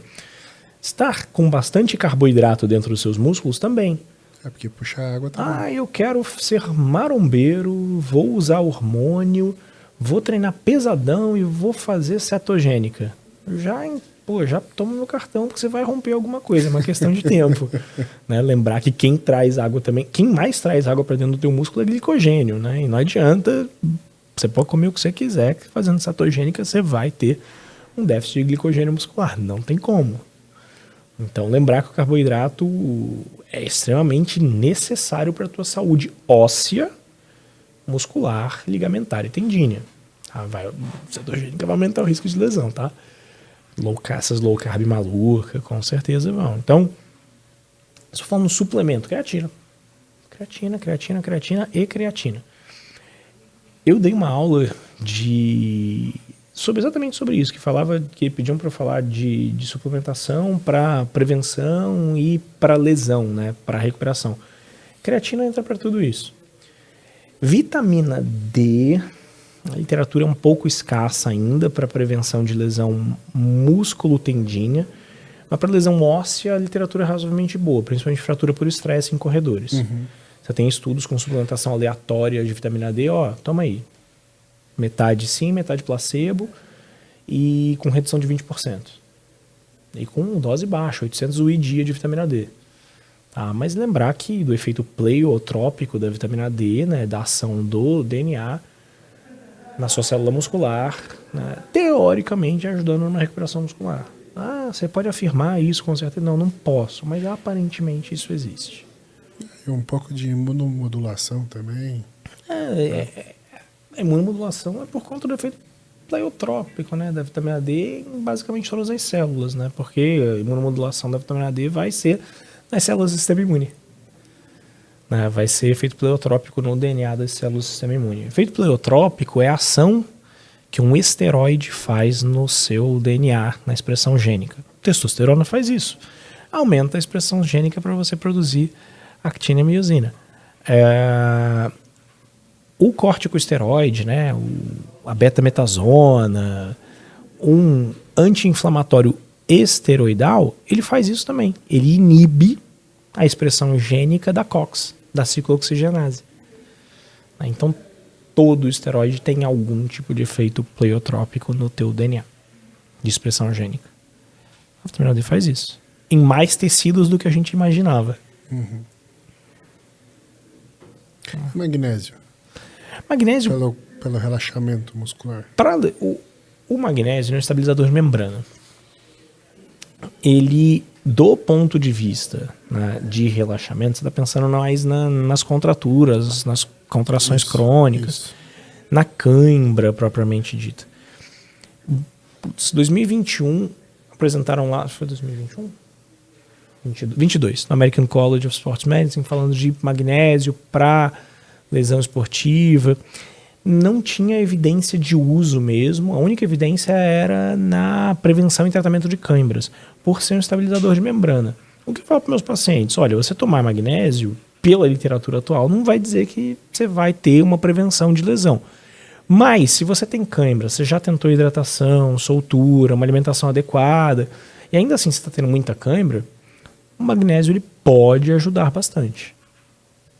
Aí, geralmente, as doses um pouquinho mais altas do que o povo toma. Estou tomando 200. Não, sai para 400, 600, 800 miligramas dia de magnésio. Eu perguntei porque eu vi um trabalho sobre redução de dilaceração em parto normal com suplementação de magnésio pré-parto. E aí a discussão era do efeito relaxamento na musculatura e rasga menos. Eu falei, nossa, talvez para um atleta isso... Galera que vive se contraturando, tendo... A contratura, ele é um efeito... Ele é uma resposta inflamatória, enquanto a cãibra é uma resposta elétrica. A contratura, ela é em resposta a um estiramento da musculatura que gera um processo inflamatório. Da musculatura ou do tendão de qualquer estrutura. Então, travei as costas. Travou as costas quando você está fazendo algum movimento de estirar na musculatura posterior. O teu músculo... Para não arrebentar, ele se contratura. Então, é uma resposta do teu corpo para você não se machucar de fato. Então, o cara que está contraturando o tempo inteiro, ele tem alguma sobrecarga muscular, ele tem algum encurtamento muscular. Você dá o magnésio porque ele está tendo cãibra, aí tudo bem. A contratura... O cara tem que trabalhar a mobilidade. Que cãibra é uma sobrecarga elétrica, né? Então, você pode ter cãibra por uma sobrecarga elétrica por falta de glicogênio, por desidratação. Você pode ter uma sobrecarga elétrica por cãibra porque você está usando broncodilatador, você está usando beta-2, está tomando lá o seu clenbuterol da vida, está tirando potássio da bombação de potássio e... Né? Aí tá tendo cãibra, tá tomando sua trembolona, bagunçando sua bomba só de potássio. Sim, né? O pessoal fica tomando slow K para tentar balancear. O pessoal se esforça para se ferrar, né? Sim. Se esforça. Mas, assim, de prevenção de lesão, pelo que eu me lembro, a última vez que eu vi alguma coisa mesmo foi em 2022 e o pessoal falava que não tinha evidência.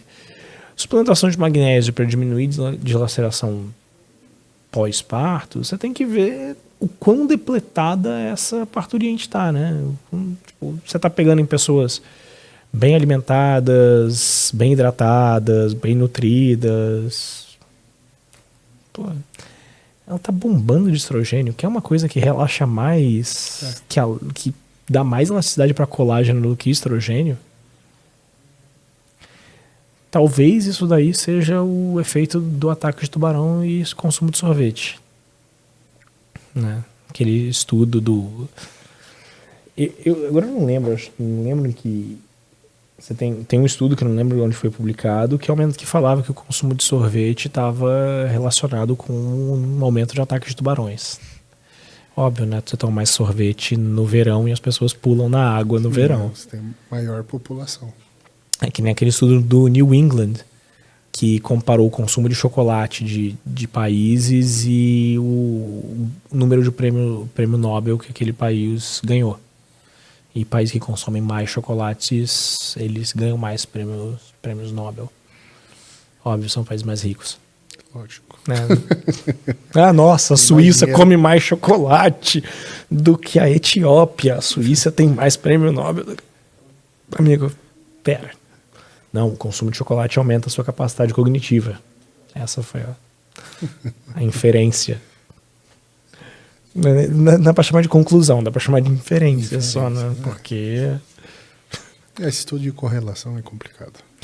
Né? Aquela história. As pessoas elas não entendem que correlação não é igual a causalidade. Na época do Covid eu ficava brincando. Olha, 99,99% das pessoas que morreram de Covid tinham 2 olhos. Recomendo você tirar um olho porque ter 2 olhos é fator de risco para morrer de Covid. Tem nada a ver. Mas você consegue me apresentar essa estatística. E se você tiver um bom poder de convencimento, você convence as pessoas que ter 2 olhos é fator de risco. Tá cheio de médico até caçado que faz esse tipo de coisa, né? Sim. Tem gente que até para de pagar o CRM antes de ser caçado também, né? Tem gente que só vira professor de curso, e guru e coach, porque vai dar ruim. Mas, cara, ciência é muito complicado, cara, porque a maioria das pessoas não entende de ciência, nunca publicou um artigo. Você fez mestrado, doutorado, você sabe ler, você sabe pegar o viés.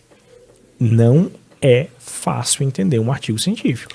Não, e principalmente quando você não tem o artigo.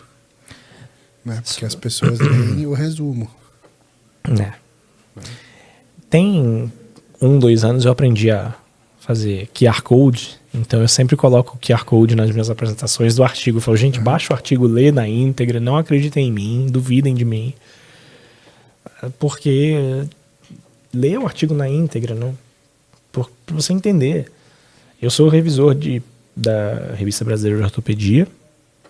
Eu reviso para umas 2 revistas internacionais, americana e canadense, mais de fisiologia do exercício. E muitas vezes que eu pego o artigo para ler, eu vou checar a referência que o cara deu. Então, o cara escreveu tal frase, referência número 14. Eu vou lá ler a referência número 14. Canso de pegar artigo que dá uma referência que não diz o que ele diz que diz. Canso de pegar, cara. E quando você já manda isso escrito na tua revisão, o cara nem responde. Nem te manda de volta. Não dá para corrigir. Não, porque isso é um viés ético do teu artigo. Sim. Isso é um viés ético. Você pode ter se confundido. Eu acho que realmente alguma outra pessoa se confunde porque, você colocou o número errado da referência. Você bagunçou as coisas. Acontece. Às vezes você tem 30, 50, 60, 100 e poucas referências. Ok. Mas... Quando é má fé... Cara, má fé, assim... Você viu quantos artigos foram retratados nos últimos anos? Pois é um negócio que está aumentando exponencialmente, né? Assustador, né? Fora os artigos que vai com um pedaço do ChatGPT falando... Confira essa informação, porque o ChatGPT contém erros. Às vezes, você pega assim, tipo, uma pessoa te manda para uma revista 10 revisões sistemáticas no período de 1 ano. Dá para fazer isso? Não. Não dá. Às vezes um aluno de medicina faz isso. Porra, esse cara é um gênio. Né? Hoje em dia, o que eu faço quando eu recebo um artigo para revisar? Eu pego o texto da pessoa, eu jogo no ChatGPT, no Gemini, e eu pergunto, esse texto foi escrito pela inteligência artificial? E ele te responde, existe 98% de chance desse texto ter sido escrito pela inteligência artificial.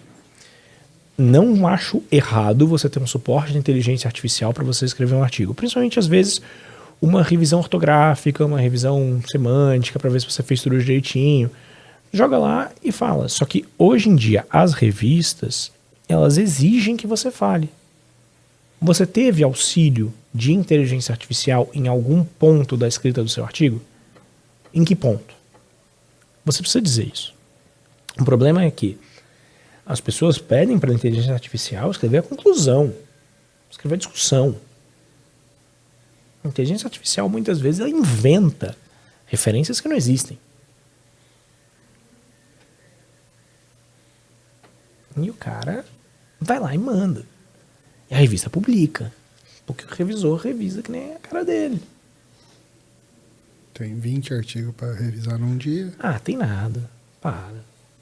Tem nada, já participei de reunião. A galera senta em cima do artigo e não revisa. Eu gosto, por exemplo, de pegar os meus residentes e fazer da revisão. Você vai fazer clube de artigos. Você vai discutir artigo com o teu residente. Artigo que já está publicado, muitas vezes já passou por revisão. Não tem tanto o que você criticar.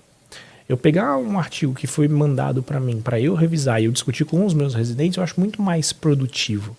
Porque é um artigo cru, é um artigo que tem muita coisa para você criticar, para você dizer, pera, vamos rever isso daqui. Né?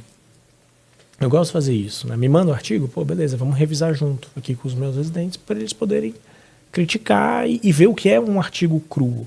E ver muitas vezes o que é um artigo ruim. Porque você recebe mais artigos ruins do que bons. Com certeza. Né? Então, vale a pena, né? Porque você sai da faculdade sem saber ler artigo, sem saber fazer artigo. Né?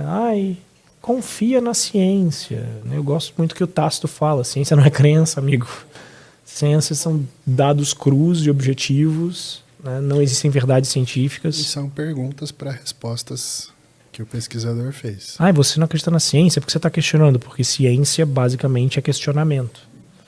E não acreditar faz parte da ciência. Duvidar, a dúvida é ciência. Né? Tanto que a Grécia tinha a regra do terceiro homem, né? Sim. Se eu e você estamos concordando, a gente precisa de outra pessoa. Alguém precisa discordar. Alguém precisa discordar. E eu acho... Sabe aquela coisa do tipo, perguntas idiotas, ou pessoas que discordam sem ter embasamento para discordar de você? Eu acho ótimo. Pô, o cara é leigo e tá te questionando? Ótimo. Porque isso vai estimular a tua capacidade de convencimento. Por mais que o cara não saiba nada, é ruim o leigo te perguntar alguma coisa? É ruim o leigo ir lá e discordar de você? Você tem que explicar para ele, na linguagem que ele vai entender, faz você entender muito mais o assunto. Exato. E muitas vezes, às vezes o cara tá discordando de má fé com você, só quer ser chato. E você treinar a tua capacidade de que talvez esse cara não vai concordar com você, mas a audiência, o público que está em volta presenciando essa discussão, ele vai. Então eu acho ótimo quando o cara quer discordar de má fé de você, né? Porque se você tem embasamento, você passa um rolo compressor em cima do cara. Uhum. Às vezes com mais educação, às vezes com um pouco menos de educação, às vezes um pouco mais agressivo, mas é assim, cara. Né? Então, e hoje em dia você tem gente que é comentarista de post, né? Você faz um post embasado na literatura e tal, mas vem alguém, mas eu discordo, porque...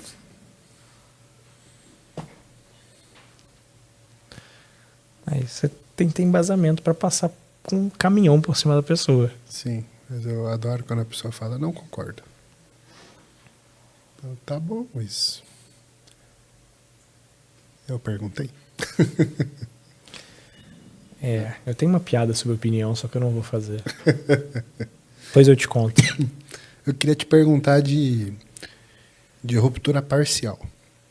De quê? De tendão. Tendão. Então a gente vê muita gente que vai fazer uma ressonância, tá lá 60% rompido, coisa desse tipo. Uau. E continua treinando. Qual tendão? Escolha um... Tem alguns tendões que, teoricamente, não existem ruptura parcial. Tá. Aquiles. Mas veio uma ruptura parcial. Na verdade, não é que tem uma ruptura parcial, você tem o peritendão íntegro. Se você abrir uma ruptura parcial de calcâneo, você vai ver que o peritendão está íntegro, né? Tipo, mas o tendão mesmo, ele rompeu. Mas dá para tratar conservador porque o Aquiles é um tendão que você consegue tratar conservadoramente, ele cicatriza bem.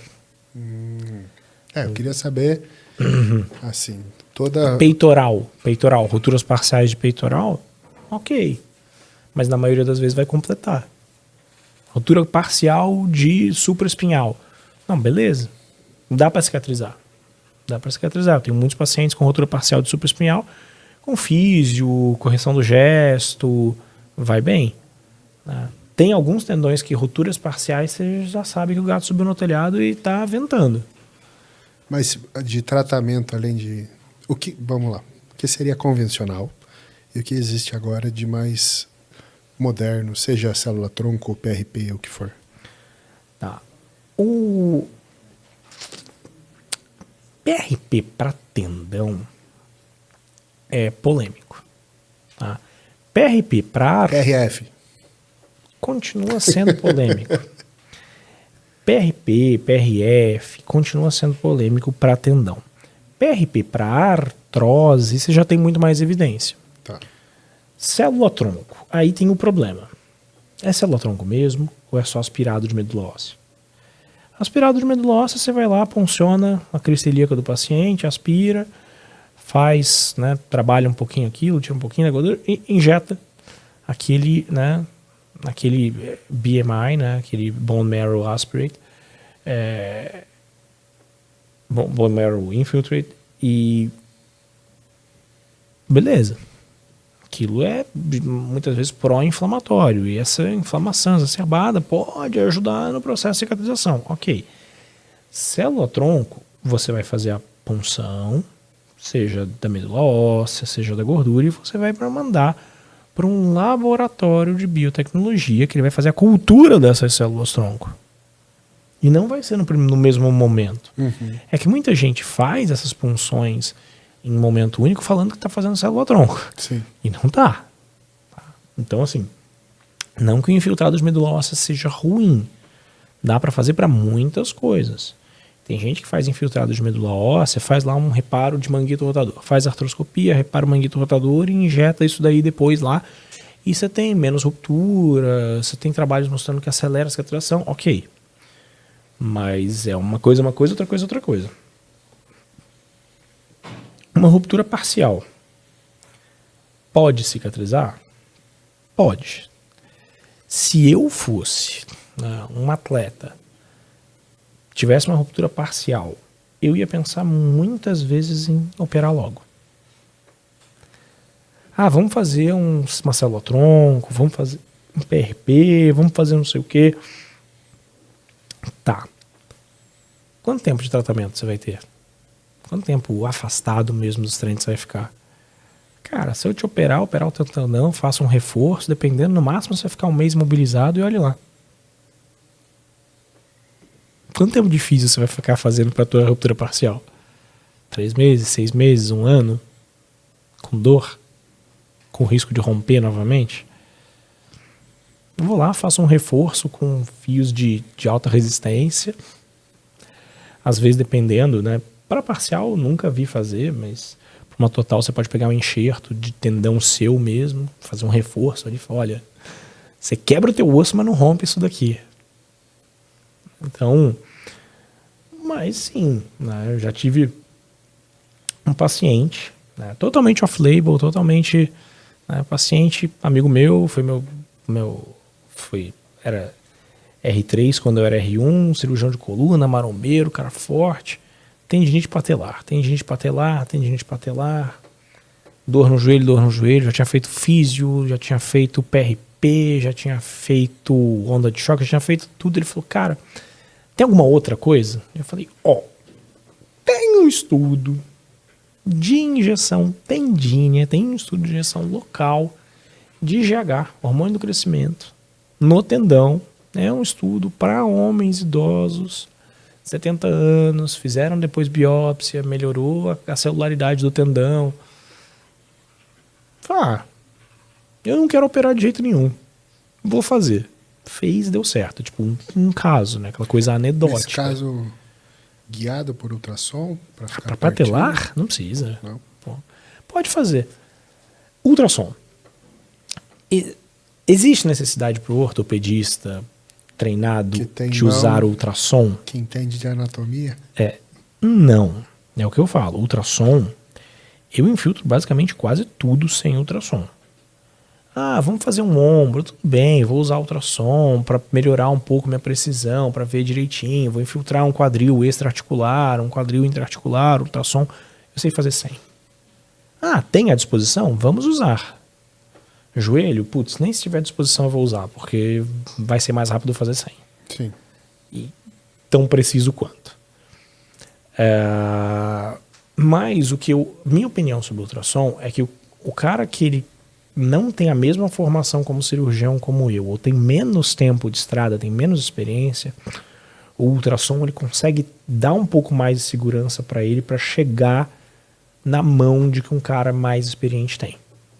Então, eu não preciso de ultrassom para fazer uma infiltração no teu tendão patelar, não preciso. Posso usar? Posso, mas eu não preciso. Hoje em dia, ultrassom na mão, dá para fazer guiado tudo. Eu faço ultrassom muito mais, às vezes, para mostrar para o paciente. Olha, tá vendo seu tendão aqui? Tá vendo aqui a agulha injetando? Faz parte muito mais do show do tratamento para o paciente ficar feliz. Ele filma, faz stories. Olha, o doutor fazendo meu ultrassom aqui na hora, infiltrando, guiado pelo ultrassom. Não preciso disso. Por quê? Mas aí é até a estrada, né? Né? São horas de voo. É aquilo que a gente estava falando antes. O cara não pode achar que ele vai sair da residência fazendo o mínimo, fazendo as 60 horas semanais, ele vai achar que ele vai sair bem informado. Não vai. É hora de voo. Se ele quiser fazer mais, ele vai sair melhor. É a regra dos 10.000 horas, né? O pessoal sempre fala. Pra você ser bom em alguma coisa, 10.000 horas. Se você parar para pensar que uma residência de ortopedia com 60 horas semanais, você vai ter ali no final da residência 7.000 horas, 9.000 horas estourando, né? 60 horas semanais, vezes 50 semanas no ano, lembrar que você tem uma de férias, vai lá. 2.500 horas, mais ou menos, de residência, pra gente arredondar, 7.500 horas. Você ainda sai. Só que eu acho que para você ser especialista, 10.000 horas é pouco. Acho que para ser especialista, você pode dobrar isso daí, pelo menos. Porque você sai da residência, sai residente, especialista em ortopedia, em cardiologia, em qualquer coisa, você ainda sai cru demais. Aí você vai fazer uma subespecialização da tua residência, aí você vai fazer um mestrado, um doutorado, uma pós. Eu sei lá, eu parei de contar quantas pós eu tenho. Nem sei, tem que parar para pensar. Pô, fui fazer uma outra faculdade depois de formado, porque eu achava que tinha necessidade. Me arrependi de ter feito um pouco, pensando em ganhar conhecimento, um pouco, mas não foi uma perda total, né? Foi para entender que também que o ensino na educação física ele tá ruim. Tá muito aquém da profissão. Tá, não, assustador. Né? Não, o grande negócio é quando você baixa a exigência para entrar, você vai baixar a exigência lá dentro, né? Então, pô, eu tive vários semestres que eu tinha aula de português e interpretação de texto. A prova era tirinha da Mafalda, sabe? Não, e você baixa a exigência para entrar e para sair também. Sim. Não, mas todo mundo sai. Só você completar os requisitos ali, porque por nota você não fica. Hoje em dia, em lugar nenhum por nota você fica, né? Infelizmente. Muito difícil reprovar alguém por nota, por insuficiência de aprendizado. É muito mais que a pessoa não entregou o trabalho, porque a pessoa faltou. Por insuficiência de aprendizado. Você vê alguém reprovando por insuficiência de aprendizado? Não. Se as provas são fáceis, não. É. Bom, eu fiz... Na minha faculdade tinha professor que se orgulhava de reprovar 80%. Então. Então aí é diferente. O dia, né? Hoje em dia, se você fizer isso, ele vai ser embora. Ele vai ser mandado embora. Ah, não, era federal, né? É, e aí mas... o cara não tava nem aí. E era o orgulho dele. Mas vai ter greve, entendeu? Vão fazer testão, o cara vai ser cancelado, porque os alunos estão com eu não burnout. peguei a fase da faculdade com o Instagram, eu não sei como é que é. É. Deve ser meio desse jeito mesmo. Quando eu entrei na faculdade tinha Orkut. Tinha Orkut só, não tinha Instagram. Não tinha nem WhatsApp. A gente falava pelo ICQ e MSN. Então, não dá para você tentar agradar todo mundo e ser um bom professor. Principalmente numa formação básica, né, no curso básico. Você tem que exigir. E nem todo mundo vai gostar de ser exigido. Mas tem que filtrar, né? Quem quer ser de quem não quer. É isso. Caminhando assim para o nosso encerramento. Queria te perguntar para prevenção. Pessoa que está em casa aí, que é um aspirante atleta, amador, e não quer se aposentar cedo, não quer ter que parar de treinar. Quais cuidados a pessoa tem que ter, pensando a longo prazo? Bom, óbvio que vai ter prevenção diferente de acordo com o esporte, mas pegar uma coisa mais global, mobilidade articular é importantíssimo. Tá? Não importa o esporte que você vai fazer. Você vai fazer musculação, você vai fazer crossfit, você vai fazer natação, você vai fazer corrida, você tem que ter uma boa mobilidade articular. Um fortalecimento e um bom equilíbrio muscular é importante. E geralmente você precisa treinar aquilo que você não gosta, aquilo que você é mais fraco, né? Então, cadeia posterior, vamos treinar direitinho posterior de coxa, vamos manter uma boa mobilidade posterior de coxa, para você não ter um estiramento jogando bola, para você não ter uma lesão. Priorizar a técnica na execução do movimento, não adianta, né? Ego lifter, o cara quer agachar com 200 quilos e ele faz 10 graus de flexão de joelho. Óbvio que ele vai se arrebentar, né? Então, prevenção, siga o teu programa de treinamento. Tem um professor montando, não monta as coisas da sua cabeça, né? Porque você ou vai se subestimar ou você vai se superestimar. É muito difícil você ter uma opinião A régua ser fiel, né? É uma opinião real sobre a tua capacidade. Ou a tua opinião é superestimada, ou a tua opinião é subestimada. Ou você se acha muito, ou você se põe para baixo. Então, ter um professor, ter alguém de fora olhando, pô, é muito importante para você não se machucar. Alguém que te ensine a técnica correta do teu esporte. Hidratação. Beba água, não importa o esporte que você vai fazer. É o suplemento mais barato, né? Pô, você é fisiculturista, você está numa fase de desidratação. Reduz as cargas, pelo amor do santo Deus. Não dá para você querer treinar pesado e querer continuar treinando desidratado. Teu músculo está menos elástico. Ninguém machuca em off, né? É sempre perto de competir. Para qualquer esporte. Para qualquer esporte. Então, o esporte universitário, o cara, antes de uma competição, antes de uma intermédia, competição de medicina, os caras se machucam em agosto porque a ansiedade e a insegurança faz ele querer treinar um pouquinho mais. Porque eu não estou bom o suficiente. Era uma época que ele já tinha que estar descansando, só fazendo treino neural, treino técnico, fazendo polimento, né, o tapering final. Não, vou correr mais um pouquinho, vou treinar mais um pouquinho. Não, não é. Sai. Para com isso, né? Então, pô, descanso. Não adianta o cara querer ser um atleta amador, querer competir em um fisiculturismo, querer correr maratona, ser triatleta, ou mesmo um atleta universitário, e o cara ir pra balada 3 vezes por semana. Cachaça, pô, álcool, não adianta. Não adianta você querer ser atleta e consumir álcool de forma regular. Você vai se machucar, vai aumentar o teu risco de lesão. Abusar de qualquer droga também, os abusos de altas dosagens de esteroide, óbvio que você vai se arrebentar. Não só teus músculos, teus tendões, teu coração. Né? Você fez o curso com o Gifone, pelo amor de Deus. O Gifone vai dar aula na pós também. Ah, que bom. Mas, assim, não tem como você achar que é saudável, que vai dar tudo certo. Então, prevenção é multifatorial. Ela é biomecânica, ela é alongamento, mobilidade, ela é metabólica, é nutrição, hidratação, suplemento que diminui o risco de lesões musculoesqueléticas, creatina, lesões ósseas, você é corredor, vitamina D. Né? Pode fazer uma suplementação de vitamina D, é interessante você dosar para saber o quanto você vai precisar suplementar. Né? Lembrar que vitamina D, como um hormônio, você tem consumo. Quanto mais você treina, quanto mais músculo você tem, mais você consome. Mais você tem receptores para ligar. Então não adianta só você achar que a dose que a sua avó toma é a mesma dose que você vai tomar. E também não adianta você achar que você vai ter que tomar 1 tonelada, porque às vezes você não tem necessidade para isso. Às vezes você converte super bem pela pele, às vezes não. É difícil dar uma resposta direta, não, mas eu né? acho que já...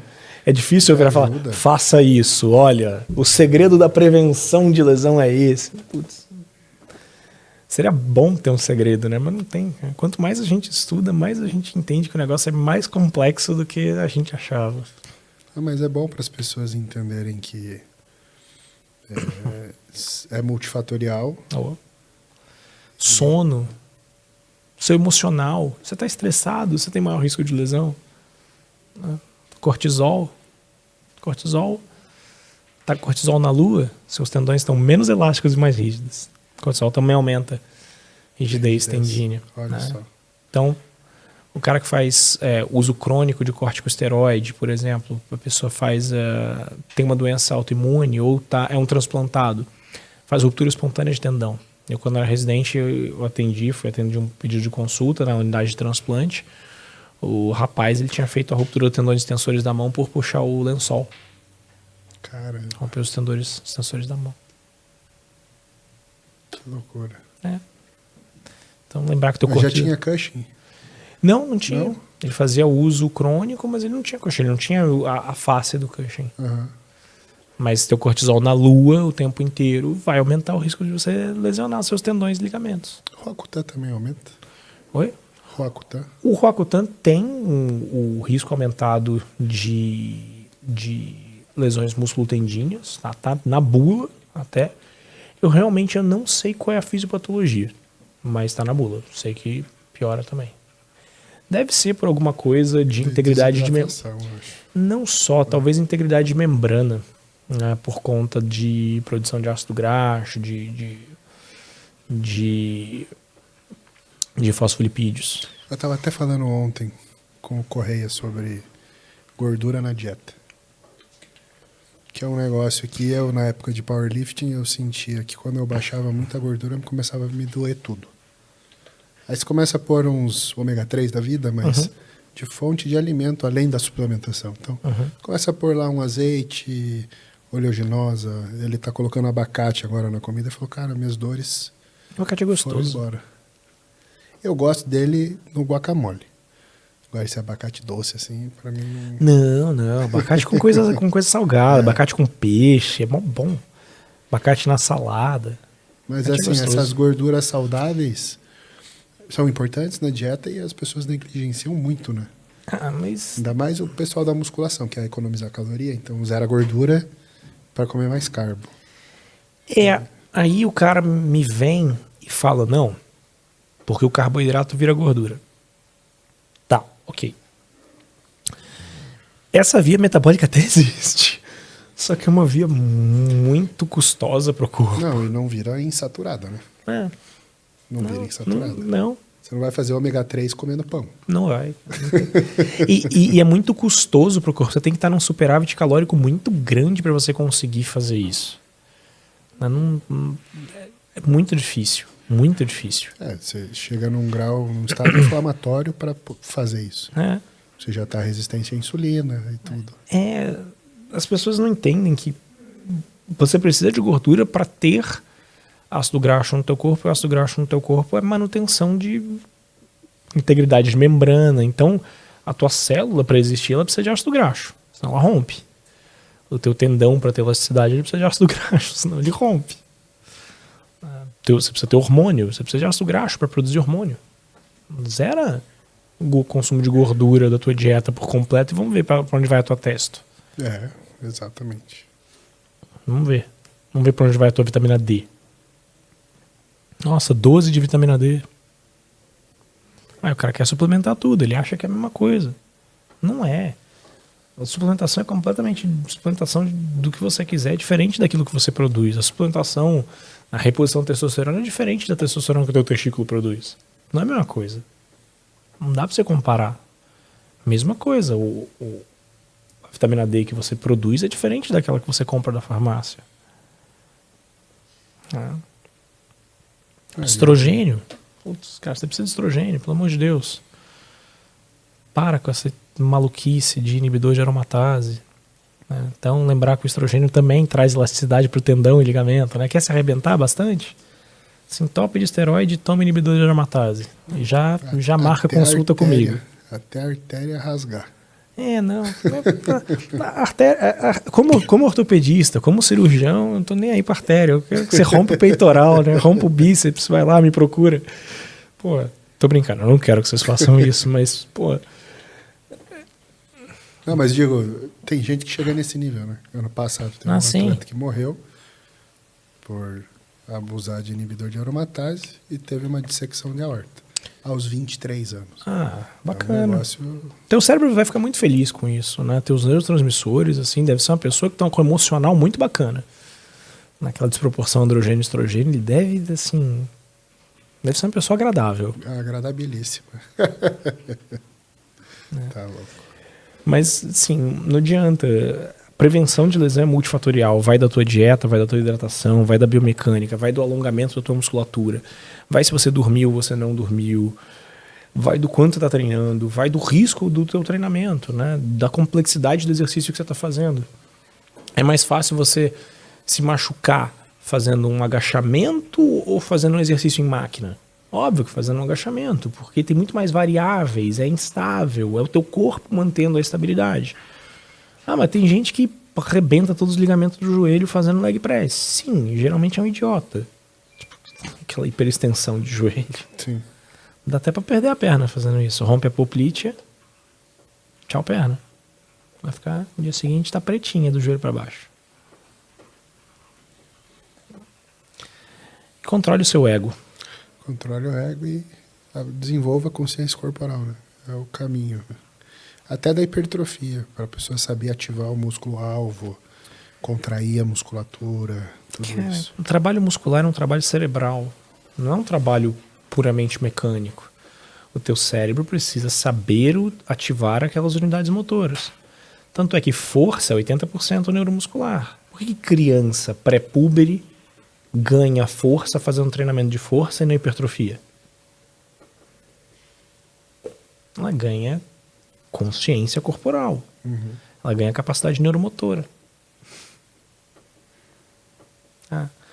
Dá pra... Se pegar uma criança de 6, 8 anos e você treinar explosão, ela responde ao treinamento de explosão? Mal.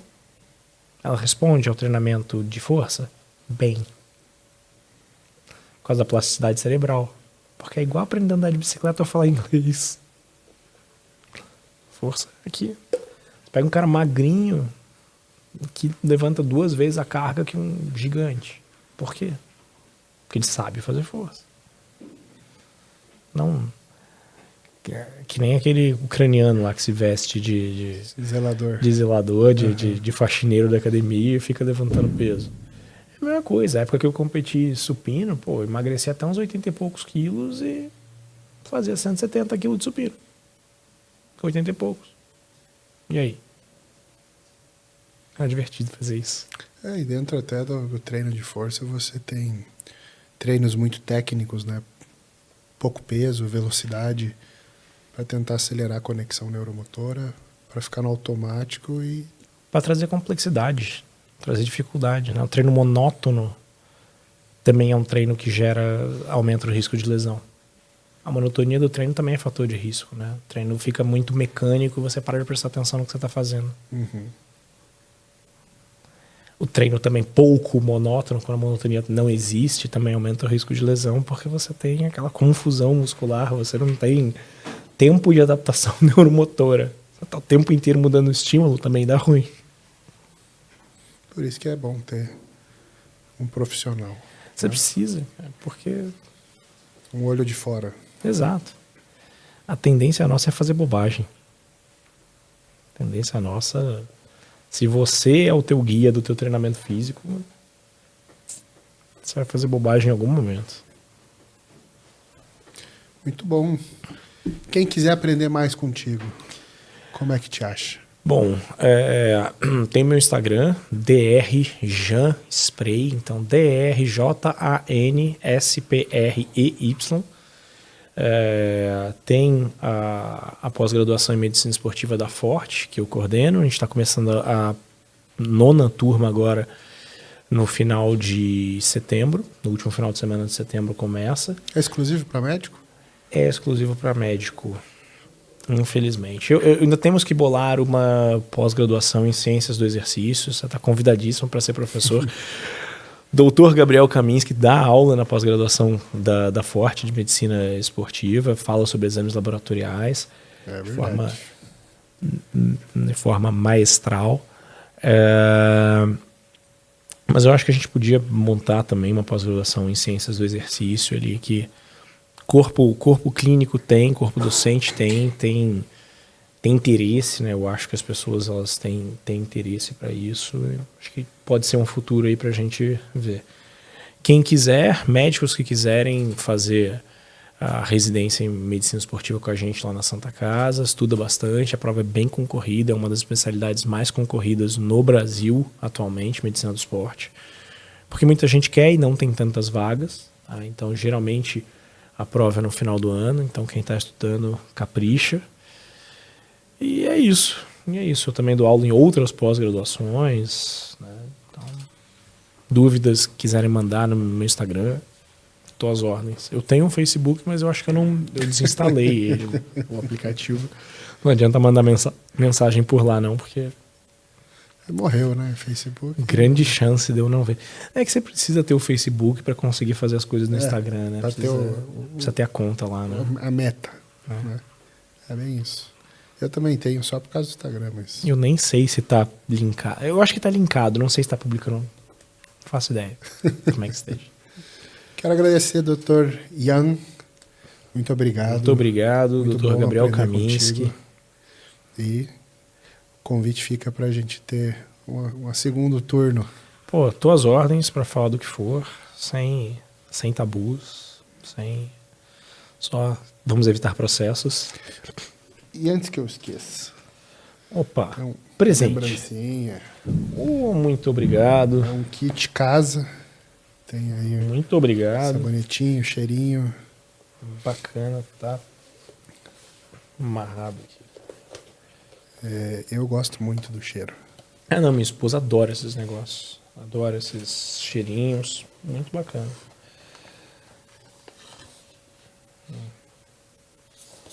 Legal. Minha esposa vai adorar. Eu já agradeço Que bom. por ela. Eu sou chucrão, eu não dou a mínima pra isso, mas ela vai agradecer bastante. Mas obrigado. Ela vai pedir pra você voltar daqui a pouco. Que legal. Vai lá gostei no podcast de novo, amor. bastante. Vai lá.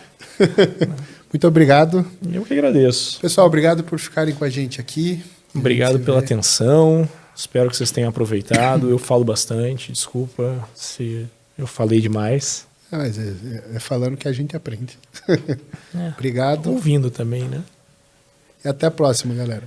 Obrigado, pessoal.